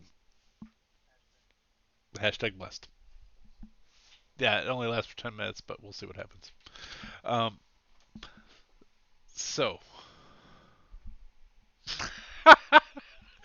or your ex, formerly known as Twitter, uh, posts. So I am ready for a small bio break. Are you guys good for a bio break? All right, let's take a 5-minute bio break, and we'll be right back, everybody. We'll be right back. We're gonna get sued.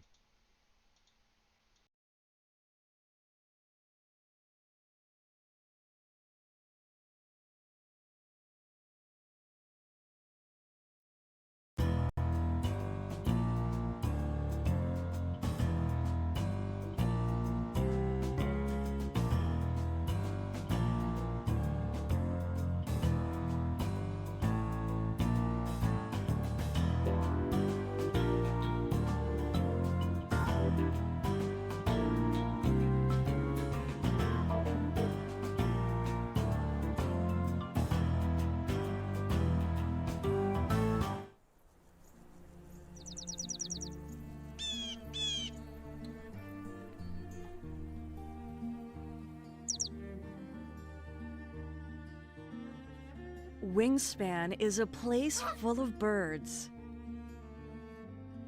Your goal is to build a wonderful preserve. that will lead you to victory. Learn new facts about birds. Blue jays can carry up to 5 acorns. Discover new species. Help them lay eggs. Gain food. Or even hunt. Become a bird enthusiast.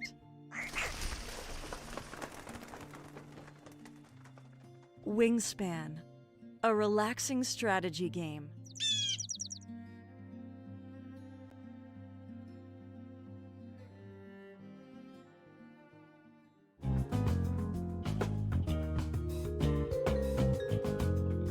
Lavender Legal Center is a nonprofit providing legal representation and related advocacy by and for LGBTQ Iowans.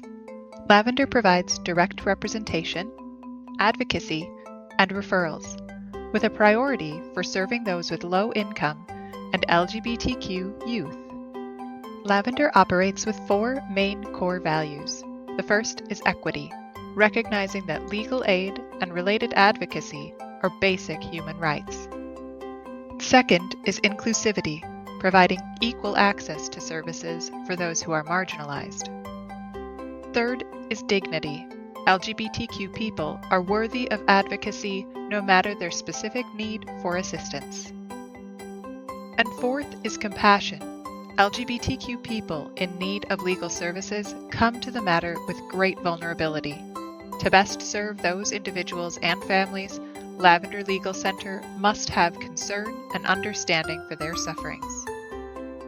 Your support of Lavender Legal Center helps further the mission to provide legal services, advocacy, and resources for the LGBTQ community. Together, we can build a more equitable, inclusive, dignified, and compassionate future.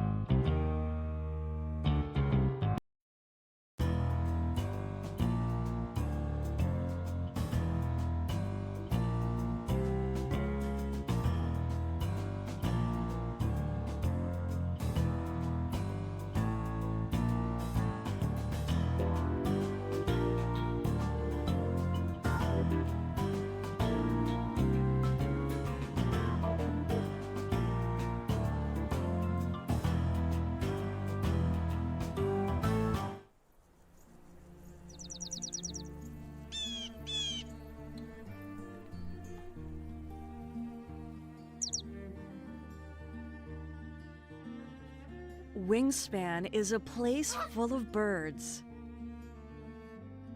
Your goal is to build a wonderful preserve that will lead you to victory. Learn new facts about birds. Blue jays can carry up to 5 acorns. Discover new species. Help them lay eggs. Gain food. Or even hunt. Become a bird enthusiast. Wingspan, a relaxing strategy game.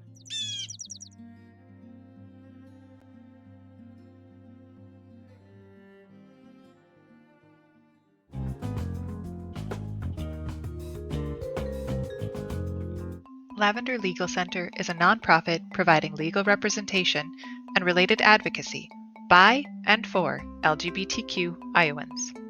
Lavender provides direct representation, advocacy, and referrals, with a priority for serving those with low income and LGBTQ youth.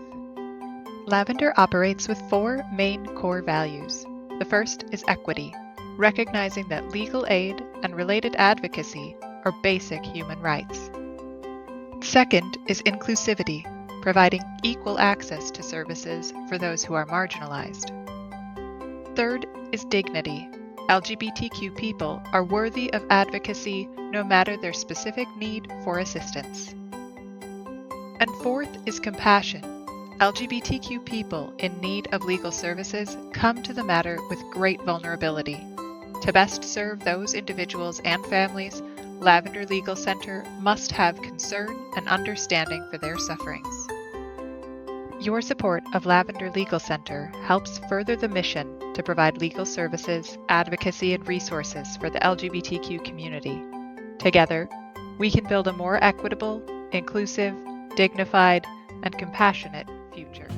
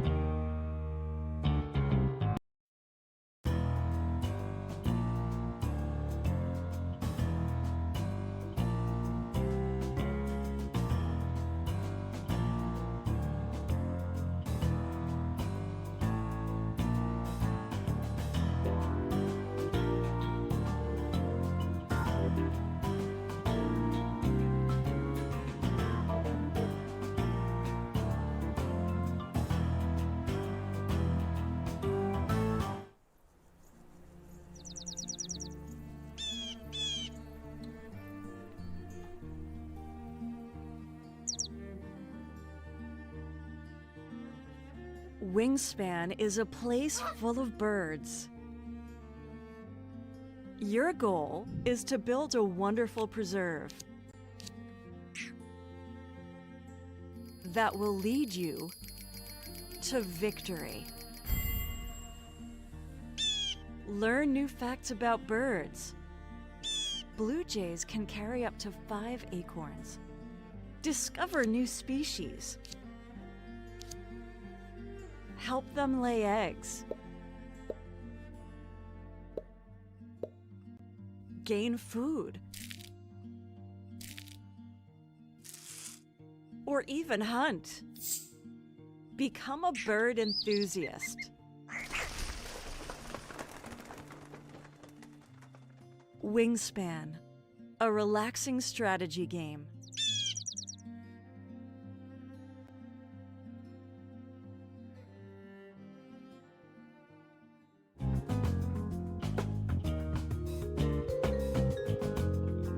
Lavender Legal Center is a nonprofit providing legal representation and related advocacy by and for LGBTQ Iowans.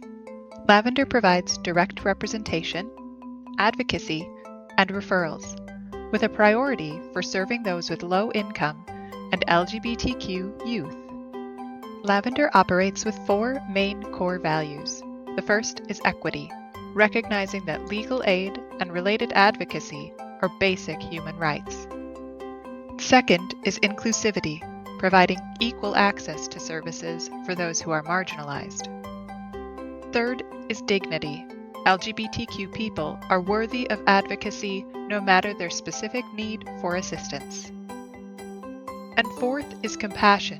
LGBTQ people in need of legal services come to the matter with great vulnerability. To best serve those individuals and families, Lavender Legal Center must have concern and understanding for their sufferings. Your support of Lavender Legal Center helps further the mission to provide legal services, advocacy, and resources for the LGBTQ community.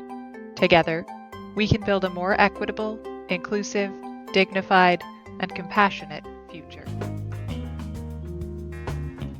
That was actually pretty perfect timing because I clicked off right as the Lavender League uh, ad ended, and appreciate that. If you are not a bot and are paying attention, even if you don't want to affect our game, it's a really great cause, and we do encourage any donations you can make.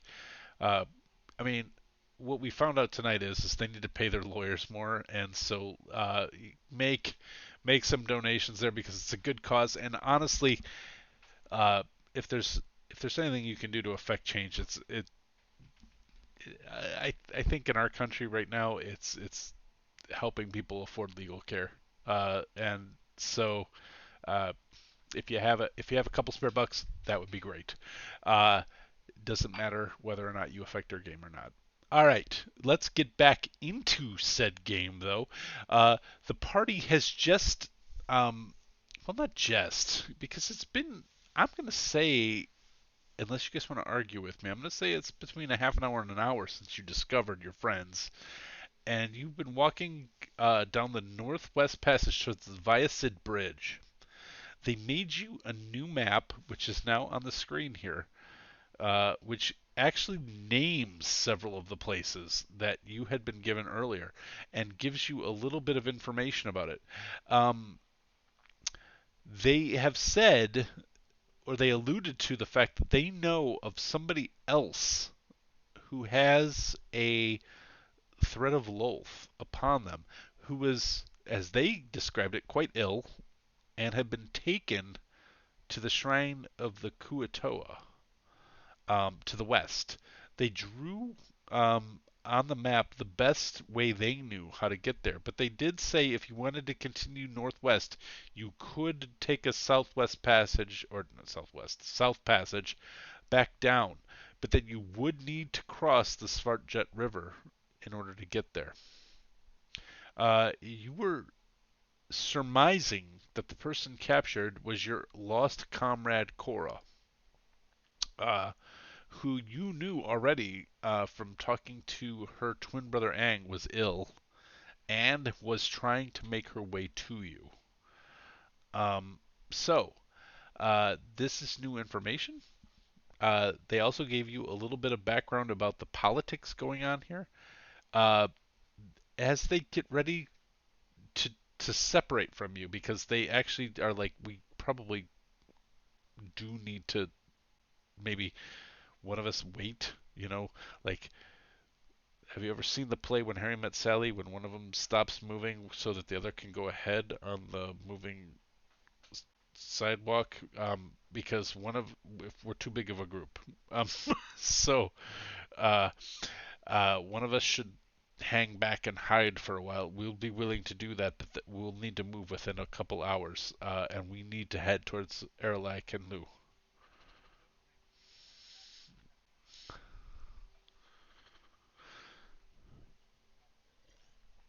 All right, we'll give you. Uh, oh,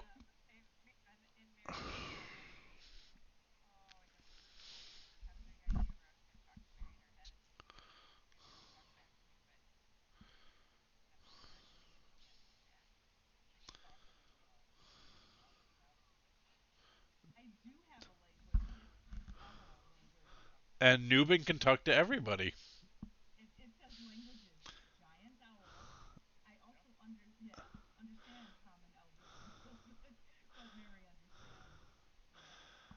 But you can speak owl. Yeah.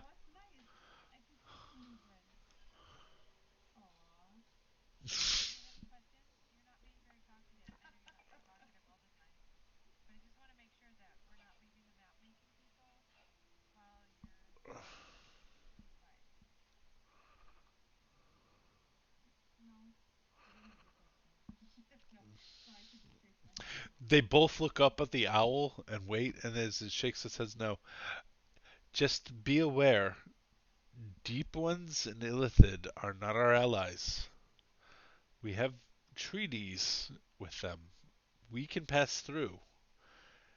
Um, However, they may not take kindly to those who say they're allies and have no proof, and they point to their tattoos. Um, the Snurf, Neblin, and Myconids have been more helpful than others. Um,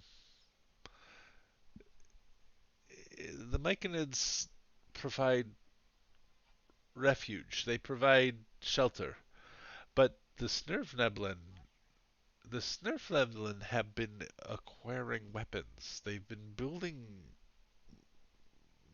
mechanical firepower. Um, so perhaps Perhaps, yes, yes, exactly so. They fired like little fireballs. Um, they uh,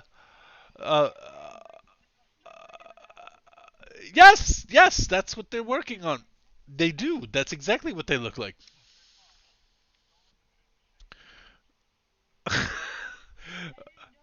But it put it to good use, and it's all of good use. But um, in any case, just know they are allies.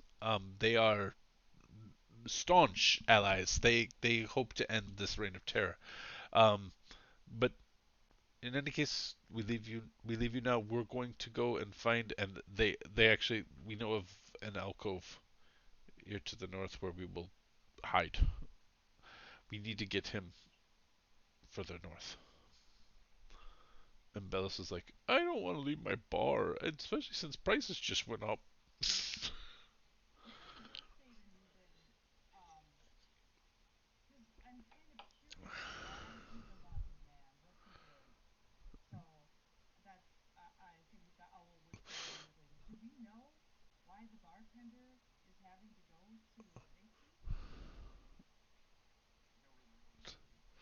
Okay.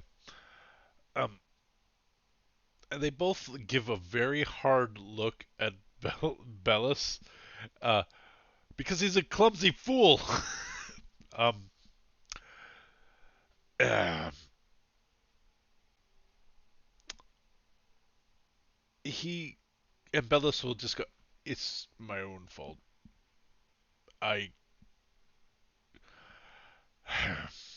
I believe in the cause. I do. I do. I really do. I believe in the cause. I believe very hard. There's just nothing I believe in more. But uh, go ahead. He super lying.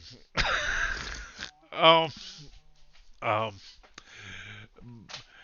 but I had left out a book, and they had seen some names, and so there were some people who got made, and now they think I'm involved with these folk, and I guess I mean I believe in the cause, I am, but I just, it got too hot. They had to get me out before I gave up anybody else. And they're like, he's lucky we didn't just kill him.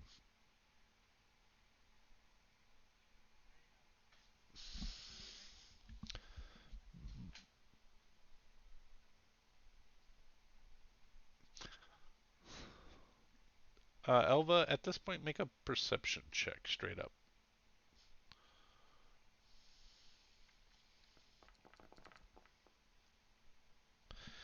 You can hear, it's maybe even a quarter mile away. There's a large force moving down, coming, and it's you guys are you guys are 2 miles north right now, and they're in this quadrant here.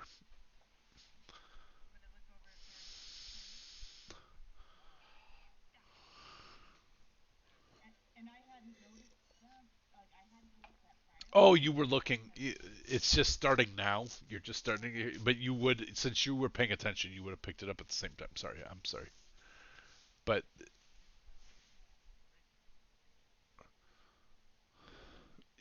yeah, yes, the weasel will stop the army. Um,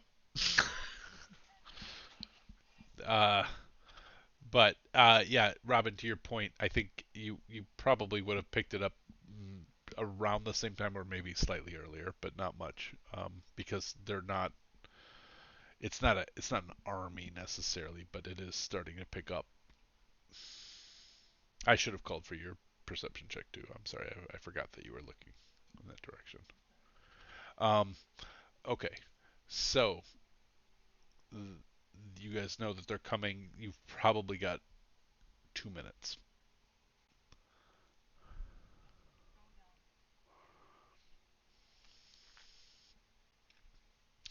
All right.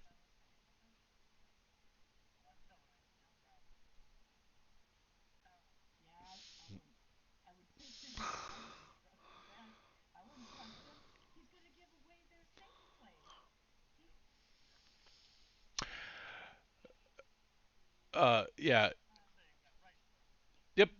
And at that point, Imagery pulls out a dagger and shoves it into his brain.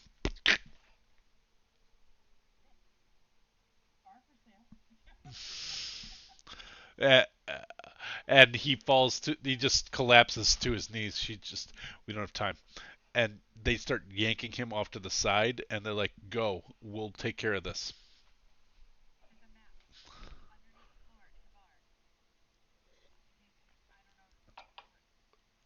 There's a map underneath in the bar. Good to know. Thank you, friends.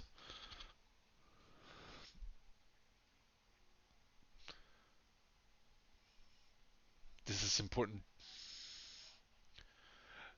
They shake all of your hands, like, and give you greetings and just God bless you or whatever.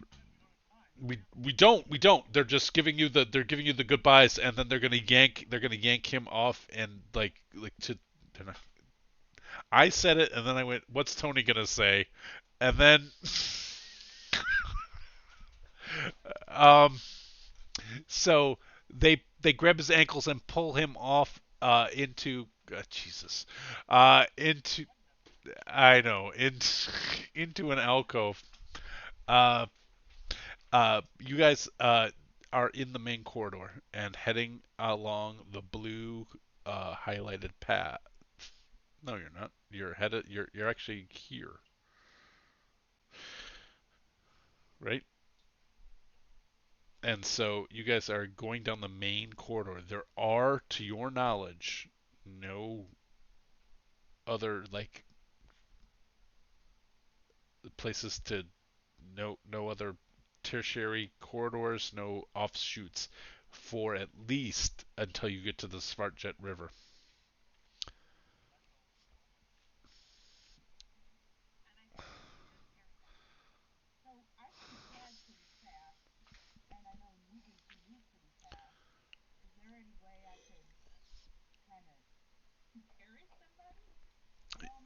You totally could.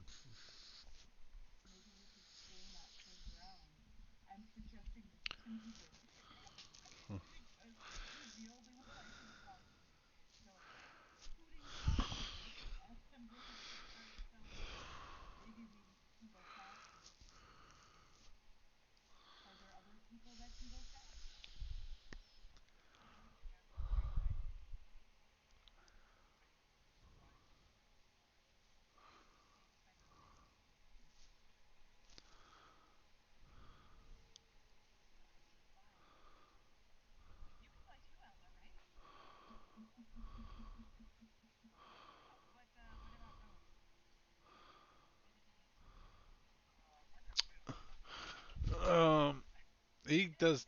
He might do other things. I haven't looked at Robes of Sheet in a while.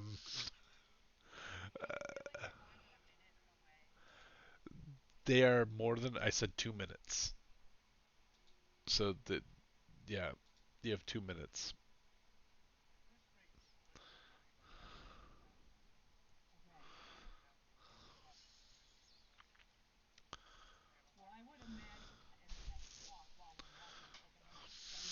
Right.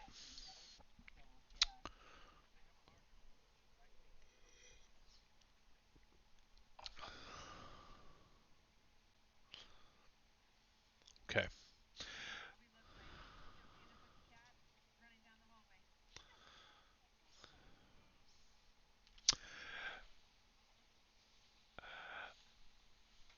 I'm gonna fast forward us a little bit, because I don't have a good skill check in mind for this, and I don't think that rolling's the answer. So, like, you guys do have a 2 minute lead on them. You are correct. They're a larger force, and you guys are hustling.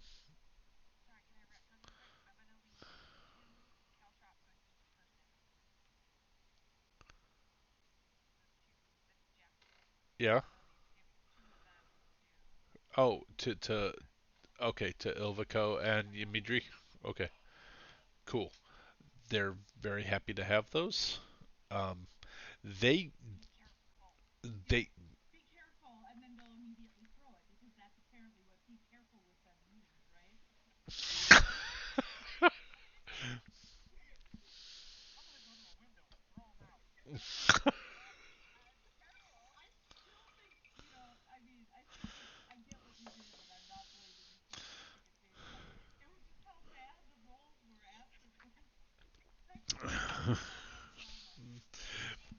It was to me it was fun. I don't know how you guys felt about it, but um, it was a mess.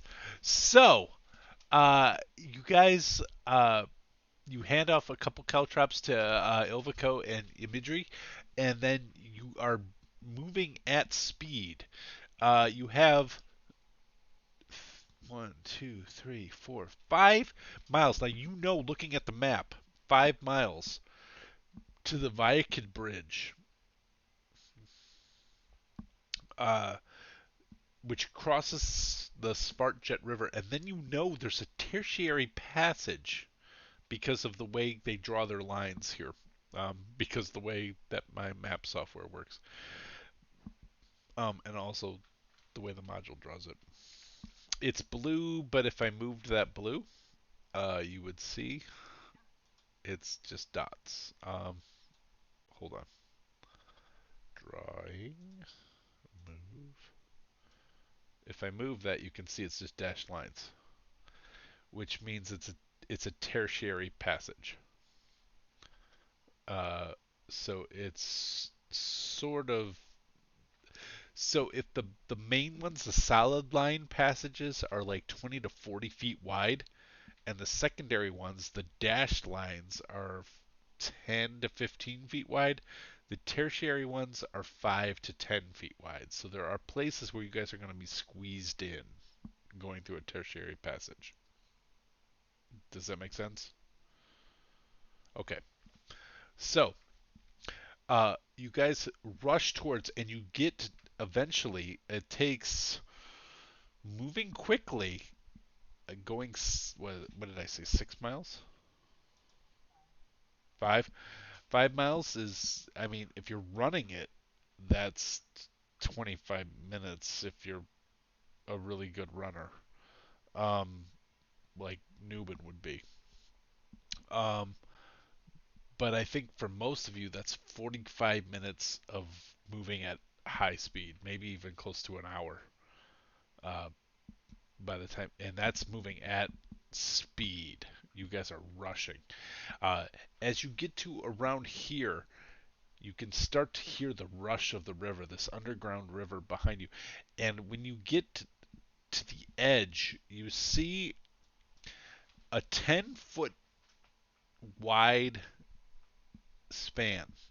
It's stonework. It's carved, but also must have been magically um, built, because it just would not have been able to. There's no keystone, and even if there was a keystone, there's no support there for how the arch would be made. It must have been magically created, but it's only 10 feet wide, so it can accommodate a cart going through it, um, maybe with a guard every on the side. Um, the the top of the cavern over this river is 50 feet up, uh, and all you can hear is the rushing sounds of the river below you, and you see the the cavern empty the the cavern entryway um, arcs over your head, and then there's sort of I'm trying to think of a good word for this, a descriptive word, but basically you have on either side of the pathway there's like brush. It's not brush though. I'm thinking of like shoulder of a road, right? Um, gravel shoulder, but it's all going down to the embankment. So like it's possible for somebody to climb down to the river from here, but it's 20 feet down, uh, with sort of rough and jagged terrain. No brush, because anything that grows here is fungus. Um, but there's just this. You're on a smooth path going to a bridge, and then as soon as you get to this cavern looking down towards the river, it it has sort of side um, shoulders going down 20 feet of rough, not dressed stone, not paved in any way, sort of crumbly matter to the west and the east, or I guess more accurately to the southwest and northeast.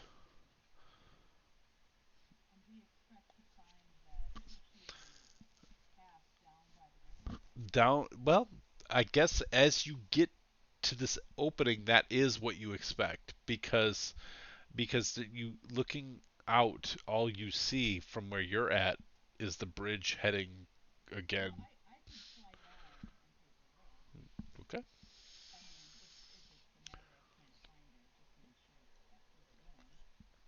You have maintained your lead, so you have 2 minutes before you think there are going to be people behind you.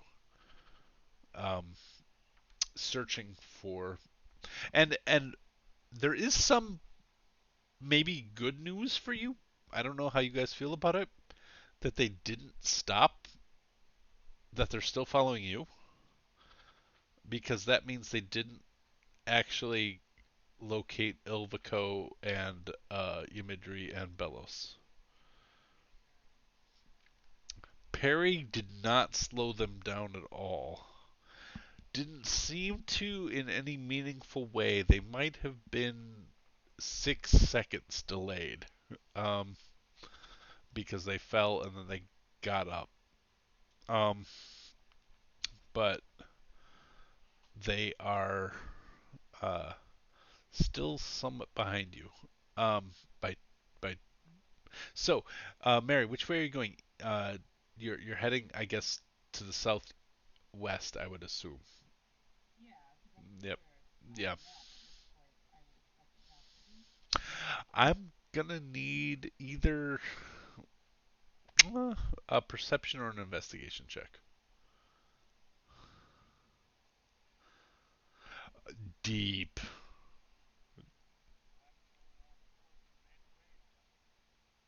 Okay. 20. Wow, that's a huge. Uh, you spy a very small cave towards the southeast. It is partially obscured, and it. Mary, Mary, um,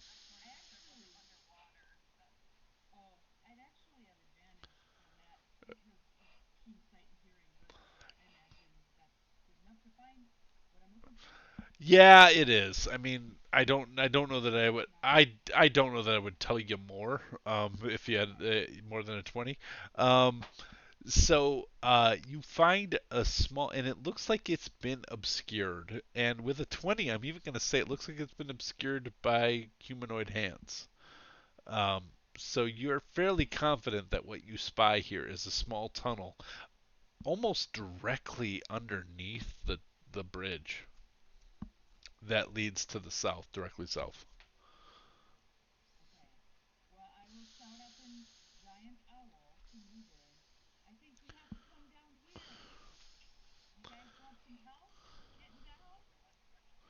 As as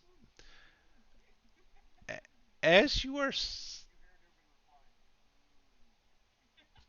okay, I need to know a couple things here because now we're way theater of the mind here, and I got to get myself because we're also 3D right now. Uh, Nubin and Vela are on the bridge with Robespierre are on the bridge. Yeah, I'm totally on the bridge. Um, uh, Mary has flown off the bridge and is at almost river height, looking at this opening, right? And Elva has put on the mariner's armor, cloak of the manta ray. Oh wait, that's cloak of the manta ray. Gotcha.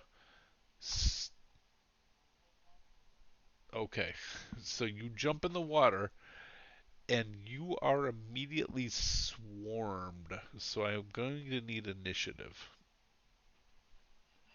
Um, and I don't. I want to know kind of what the rest of you are doing. Particularly, uh, you guys choose what Robes is doing, but also Vela and Nubin. I don't know that there's a combat. Hold on, I need to. I need to. Yeah, I know.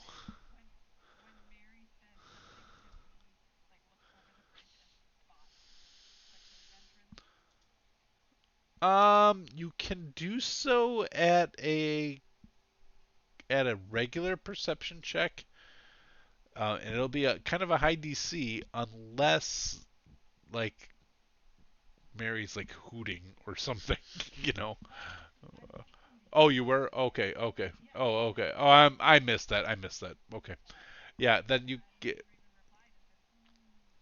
I I was considering the fact that Elva jumped in the water, and I know that there are adversaries in the water, so that's what I was thinking about. So, um,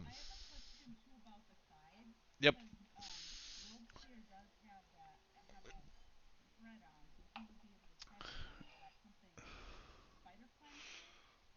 Oh yeah, yeah, yeah, yeah. Spider,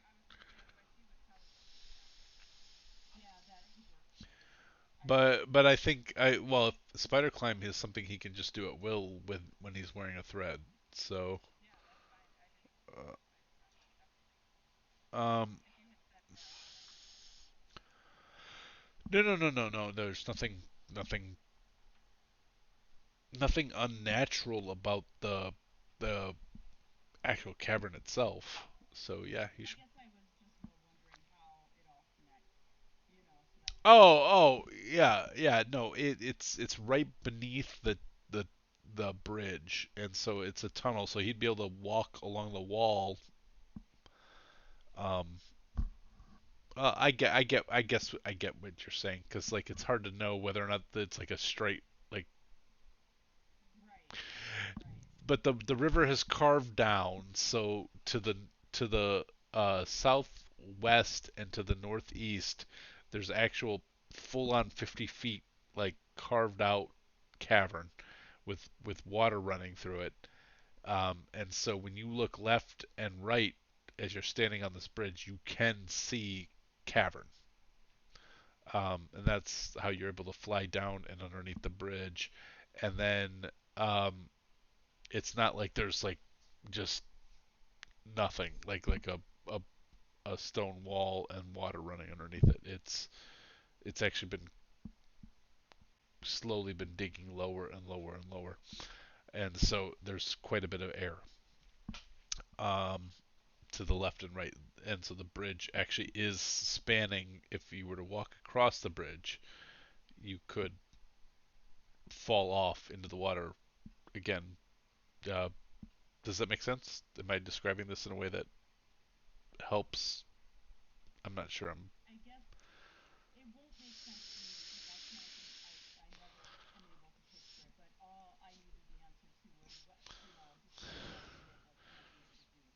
Um, as you're standing at the bridge, you could move to the. Okay,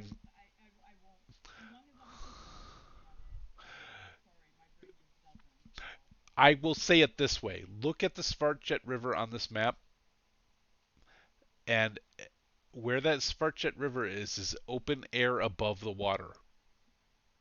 Does that help? I'm not actually. I'm saying it for other people. I'm saying it for other people. Uh, so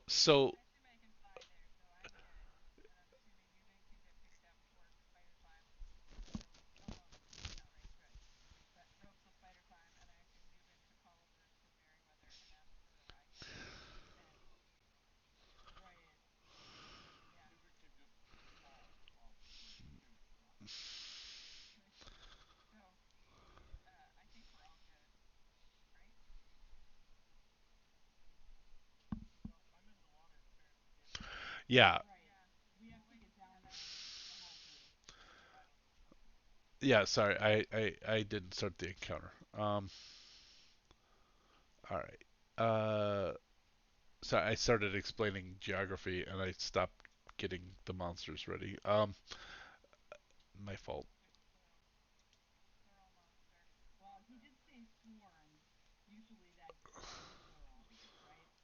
Yeah. It,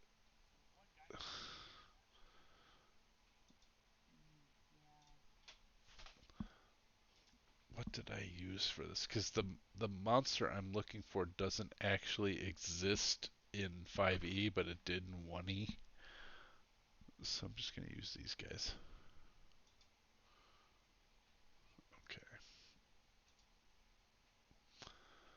All right. Where are you?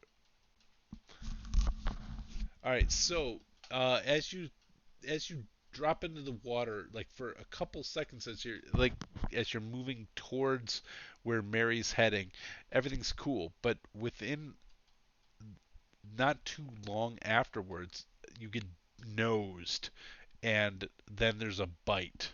But you are already prepared because you got nosed first. Um, does that make sense? Not sure if I'm describing that well, and whether or not this thing showed up where I wanted it to. Pierce. No, it didn't. Where are you? Whatever. I'm just gonna use you. Okay. Um. So, you have about three shark-like creatures around you. What do you want to do? Well, roll for initiative, I guess. Oh, you did, and Elva did, and then why I can't. You are Elva, but Meriwether also did. Sorry. Where are these guys? I added them three times there. That it doesn't like it if I don't create a scene. Like it won't. I'm sorry. Uh, why can't I just add these guys to combat and just play? Okay, I apparently we have to have a map. All right. Um, I do. Uh, so nope, I don't want that. All right, we're gonna use this. And we'll put. I know. Oh, is it? All right. Do you remember your ace? Your roll in?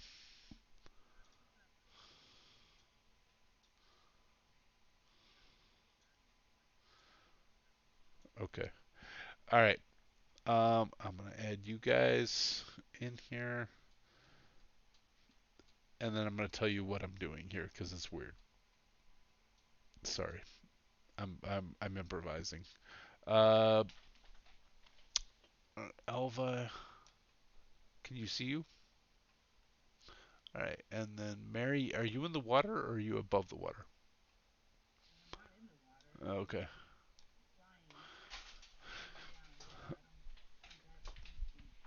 Okay. Okay. So, uh, I'm gonna draw a little here. Um, I'm just using this map here to be like a little bit of river. Just to be quick about it. Okay. Well, here's the river. Does that make sense? And right here is the bridge. No, that makes no sense because you would have jumped right off it, right?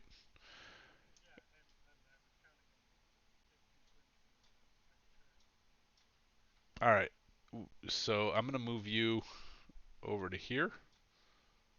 I'm not gonna spend a ton of time on this, but I am gonna say that there's chances for attacks. So, um, Mary, you're above all this, so you don't have to actually do anything. It's up to you. Um, but these guys are gonna.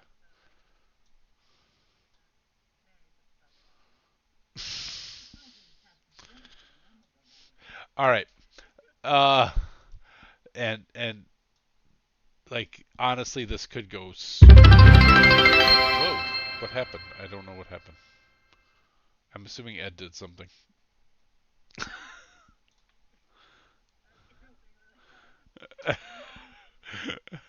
Ed,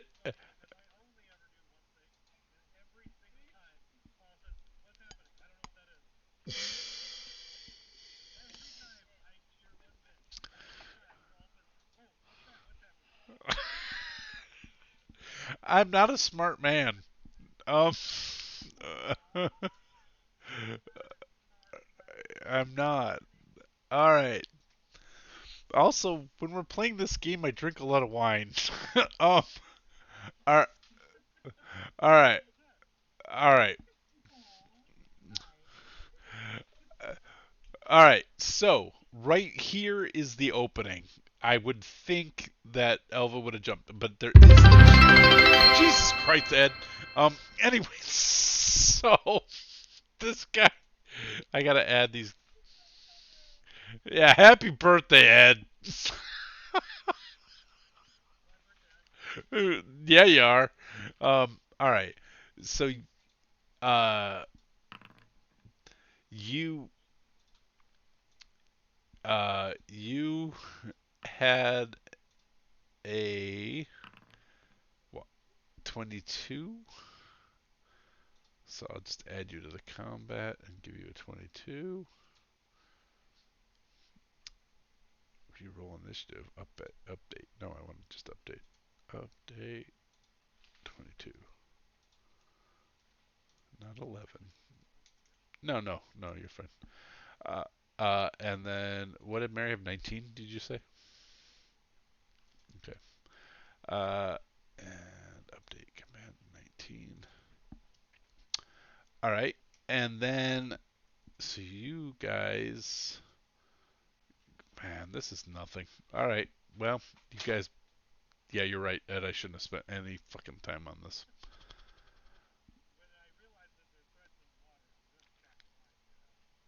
Yeah. I don't even know that you need to do that. You could take the disengage action and just move and be out. It's at actually at sea level. It's at water level. I'm glad I set all this up.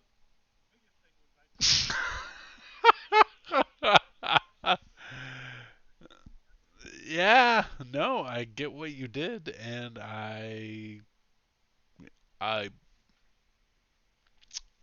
should have probably just said you get away. Um, but I wanted there to be the potential for some combat, maybe.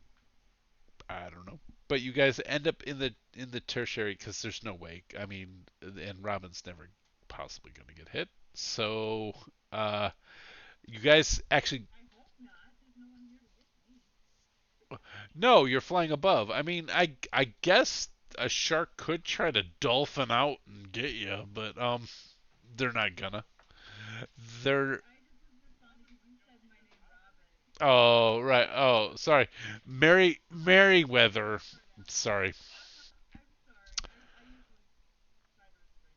It's okay. Uh, I appreciate it. You guys, fucking. Sometimes I draw maps and I don't know why I do. All right, we're good. Uh, no, no, no, no, no. I didn't draw that map for real. You could. They only had one eye. You guys didn't bother to find out. Um, yeah, yeah, yeah. You can add reef shark to your list of things you can turn into. One-eyed reef shark. Yep, one-eyed underground purple flying. Flying. They also fly. You guys just didn't stick around long. No, no, they don't. They don't. That would have been cool though. I should have actually thought of that. I didn't though. All right, guys. So you guys get into the tertiary passage, and you're moving along pretty good clip. it's been a full day and you're getting towards the end of what you feel because as I recall Meriwether said, "Well, I feel like I still got energy left." You're getting towards the end of the day and you're feeling like even after a short rest, it's getting towards the time where maybe you need to make camp.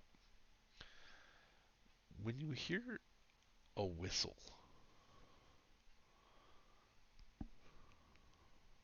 not I hesitate to call it a musical instrument, but a coach's whistle. No, no, it's somebody whistling to themselves.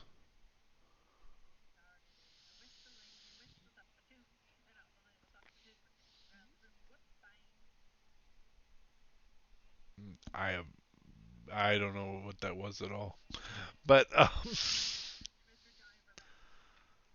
no idea. Yep. All right. Uh, but you hear somebody sort of whistling to themselves. It sounds vaguely familiar.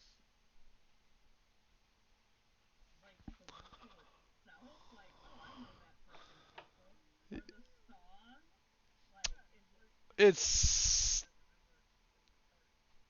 gnome.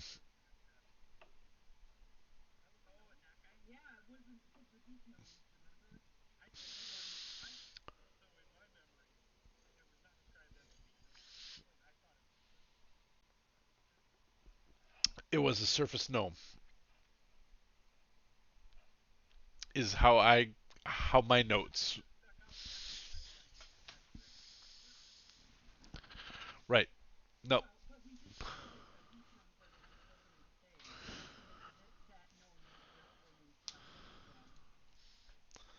And you remember him doing a nervous whistling.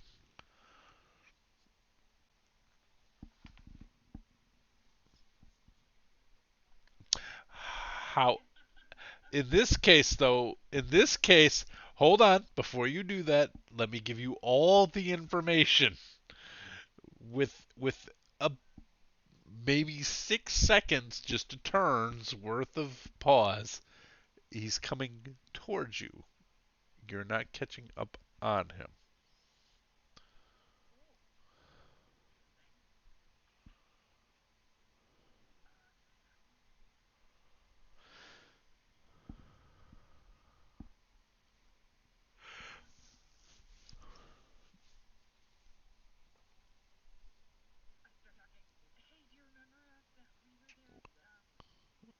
Oh fuck!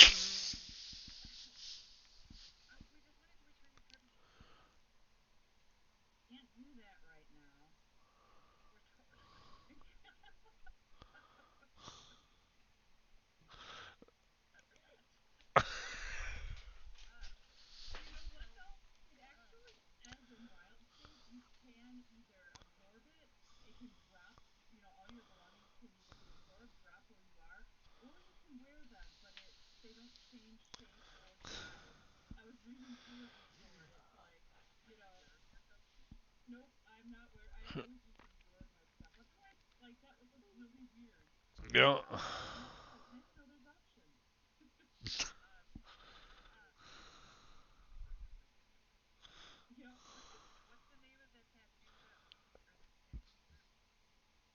That is the yep, Quere Pele. But yep. Uh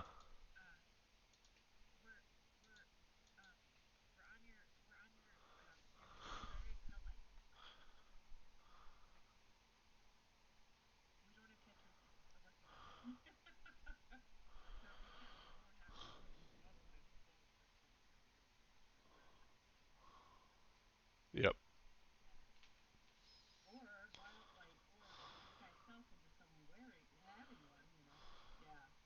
There's a whole lot of flaws to it that I thought of as I was coming up with it, but I thought like in a world where counterspell, detect magic, dispel magic, and all of that occurred, that at high levels, like if you tattooed that to your body, like at the end of the day, if you're facing somebody who's 20th level, you're not going to get away. So that was my thought. Uh, I could be wrong, but yeah, yeah, yep, yep. Uh,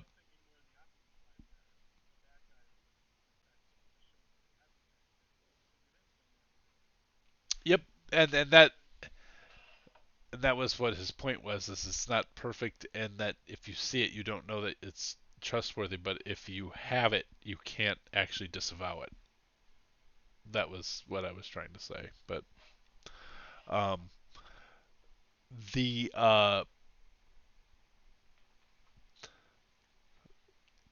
when you say quere pelle, he goes.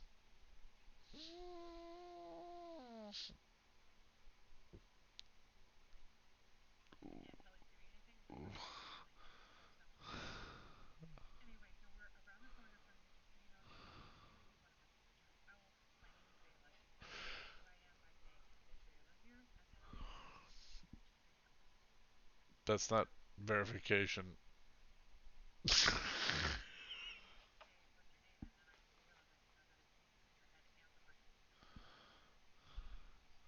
Well, I know that somebody who decided to call themselves Vela is the person who talked in my head, but I don't know that their name is actually Vela.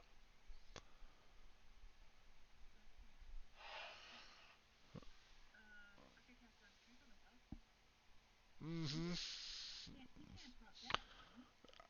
No, he can't. Yeah.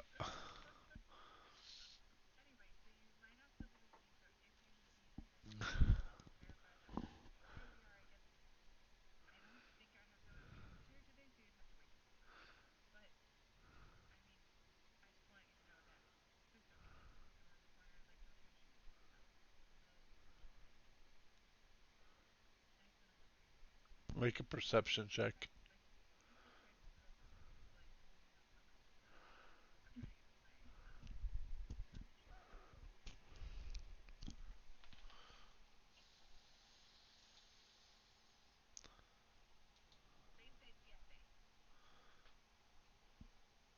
Uh, or you could do English.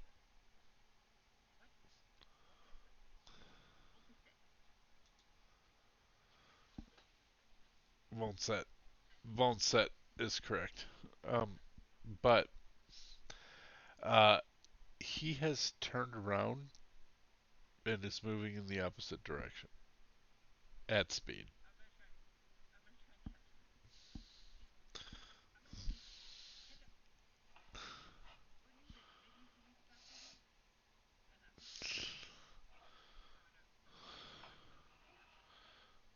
Okay. Newbin, are you dashing? We have lost Tony. All right.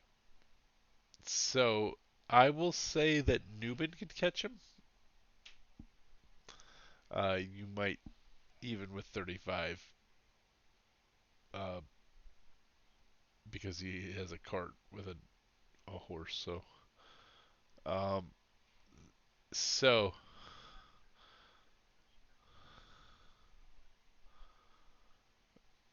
no, it's 10 to 5 feet. He's he he's a gnome. uh, it's not. It's a pony, but ponies are. He's got a service pony. Um, but with, without any trouble, Newbin is able to catch him. Uh, but since we don't know what's up with Tony, uh, we'll say that he stops when Newbin catches him, and the rest of you are able to catch up with him. So he just sort of holds his hands up. I don't want any trouble. I'm just an honest merchant moving goods through the Underdark.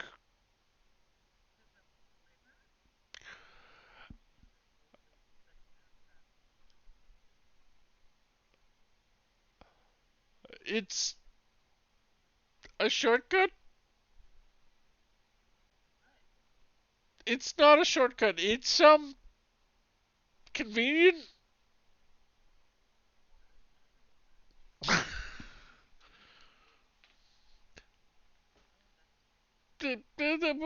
Yeah, that's fair. It's convenient.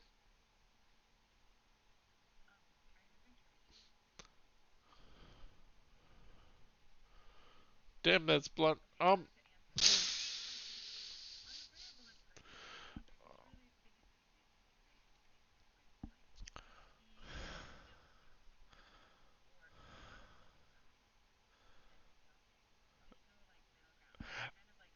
I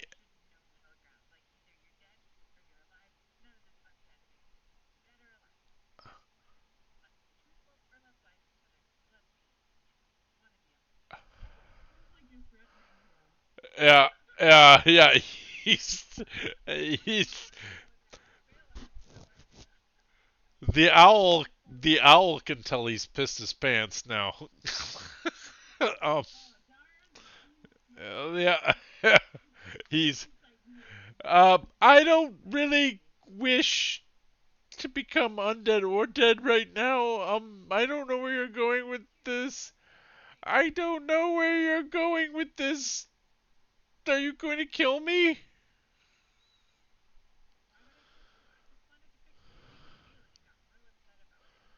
You were talking in my head.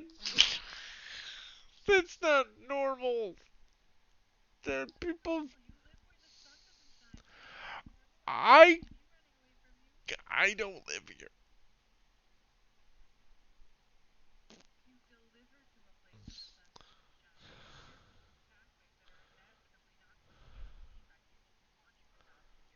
Cause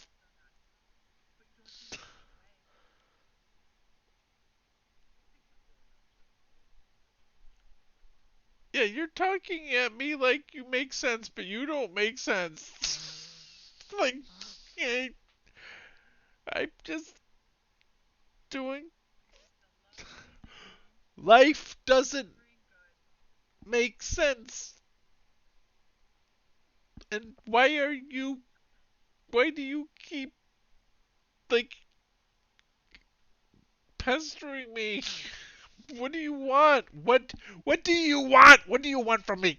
What do you want from me? Seriously, what do you want from me? I will pay what you want. I have gold. Do you need gold? I will give you gold. Just leave me alone. You're weird.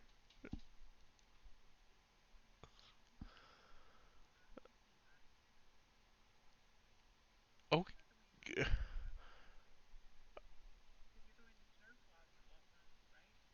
No. He's going the other way. Oh, yes.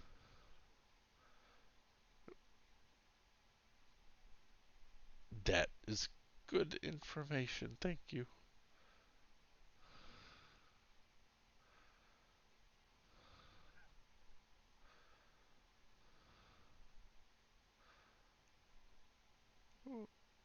Okay.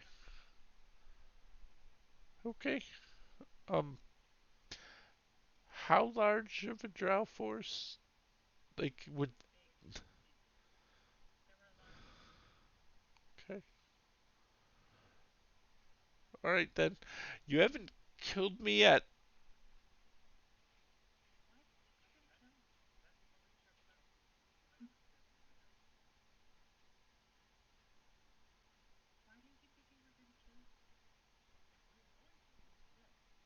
Okay. That's true. Okay, that's true. Alright. Okay. Um, maybe we head back to my cousin's place? Really? That's weird. Okay.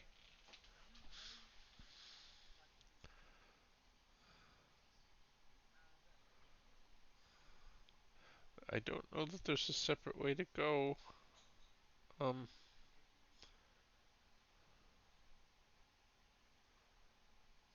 you think in an hour that they'll leave?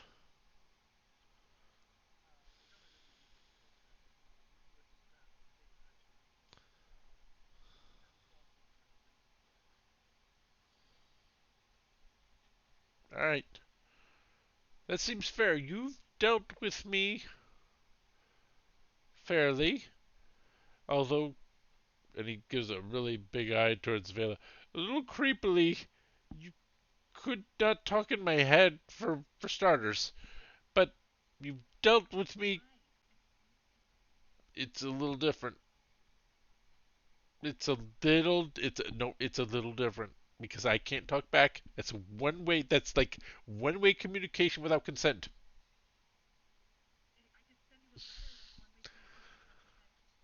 I don't have to open it. I don't open it. No, they don't. I don't like bill collectors. Anyway, I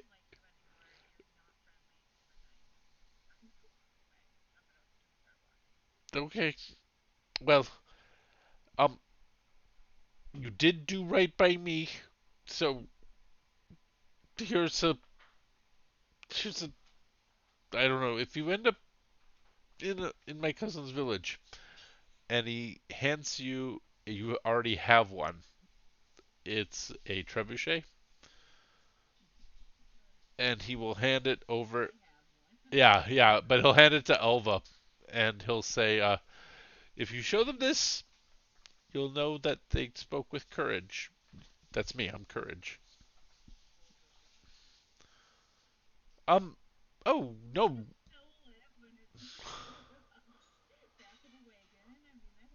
Okay, they didn't.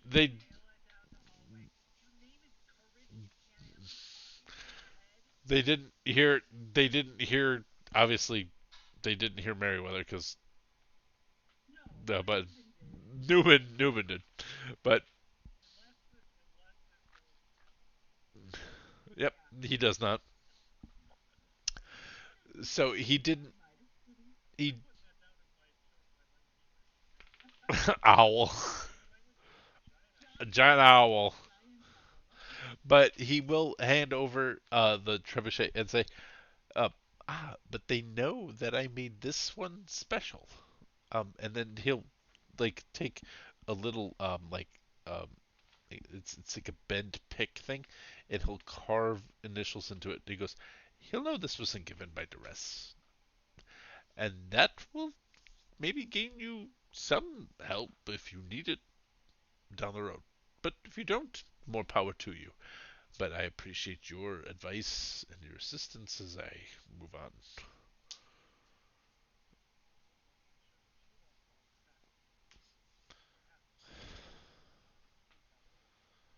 Well, if you run into my cousin who is in the market down in the depot, he makes the things that go boom.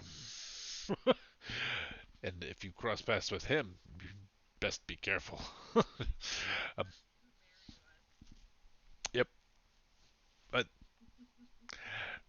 good luck to you all. I will take your good luck given to me, and I think we all need it. The Drow have gotten a little reactionary. Yeah. And he will take your advice, and he will actually pull his cart off to the side of the road and actually start pulling out and making a cheese sandwich. He's gonna have lunch for a little bit.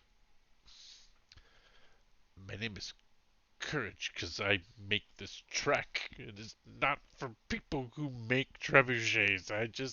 I'm a craftsman. I'm not an adventurer. Then he's just gonna sullenly eat his sandwich.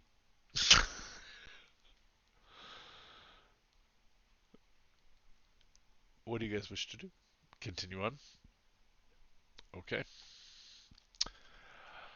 Eventually, you end up heading as you do south along the blue path until you get to the larger path here and head north. Now, I know we're getting close to Tony's pumpkin time. Tony, are you back with us?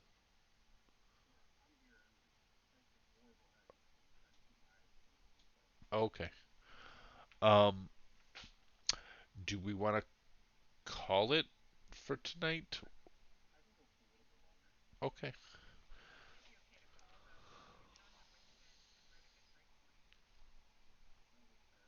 Are you guys okay with us calling it?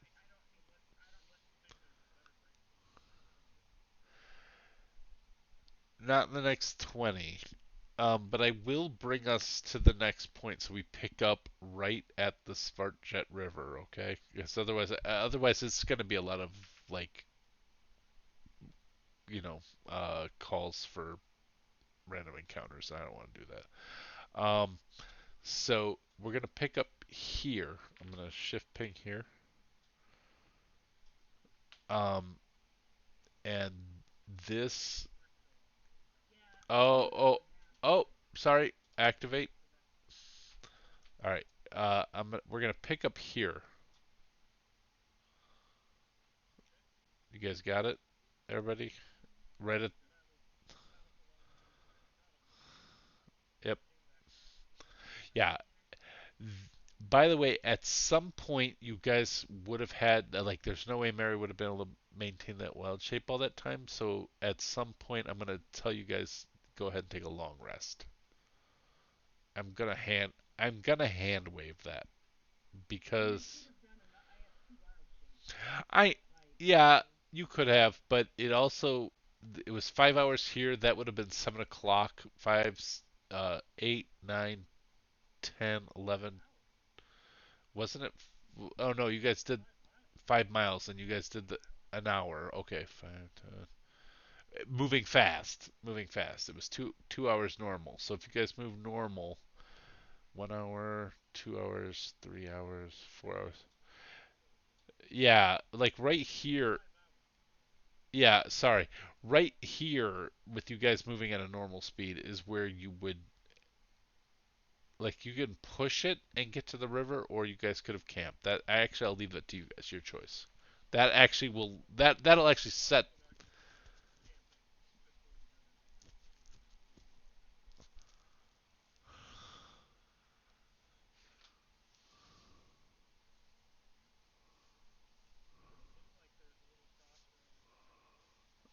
Yep.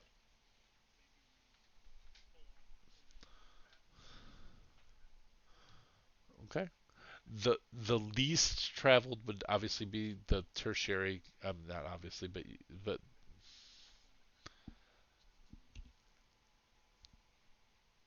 is that what you guys want to do?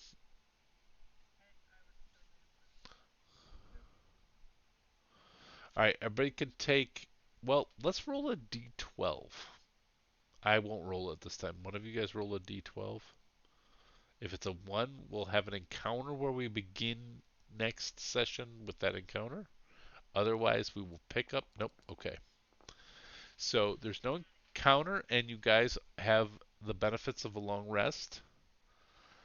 And then we will pick up with you guys.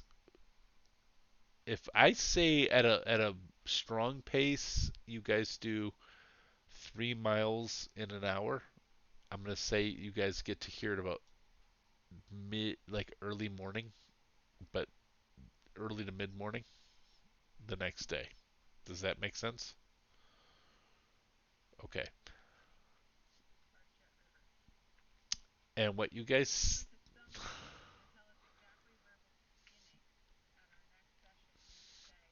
Thank you, Dusty, because this is what I want to remember to do at the end of every session so that I can just quick glance back at the last thing.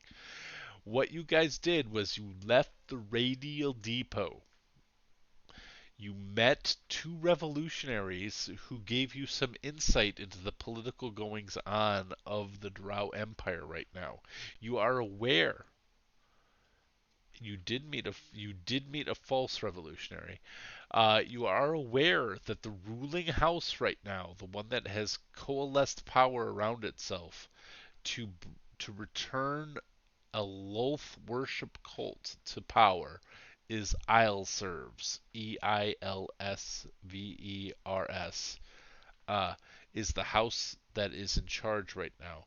There are 8 traditional houses that rule, but Islesvers right now has a kind of stranglehold on the power. In the Underdark, you know that there are other groups that are powerfully moving against the Drow, some of which are trustworthy and some are not. You were given to know that the Svernablin, uh, the deep gnomes, are helpful, and you met a surface gnome who is helping his cousin by building trebuchets that shoot tiny fireballs. Uh, it actually, the way I designed it in my head was it's like a hwacha from Korea. It is like a big shoots multiple fireballs all at once. Uh, but that's what they're building in the Nerve Neblin section there. You're aware of that, just putting all those things together, but you're also mostly aware that your friend Cora, ill and being very much harmed by the threat of Loth upon her wrist, is in this area.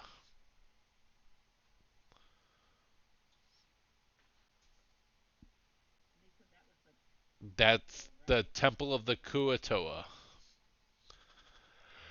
And not Ukatoa, Kuatoa. And when Ukatoa came out in that, I was like, well, that's a nice inversion. Uh, but anyway, uh, that is, yeah, Kuatoa are the the peoples who inhabit over to the west. They are a thorn in the side of the Drow. They are annoying. They annoy a lot of different people, and you are aware that Korra was taken there. So that is what we know as we're heading into the next adventure, which is set to occur on the 26th of November. Does that work for everybody? That is the Thanksgiving Sunday.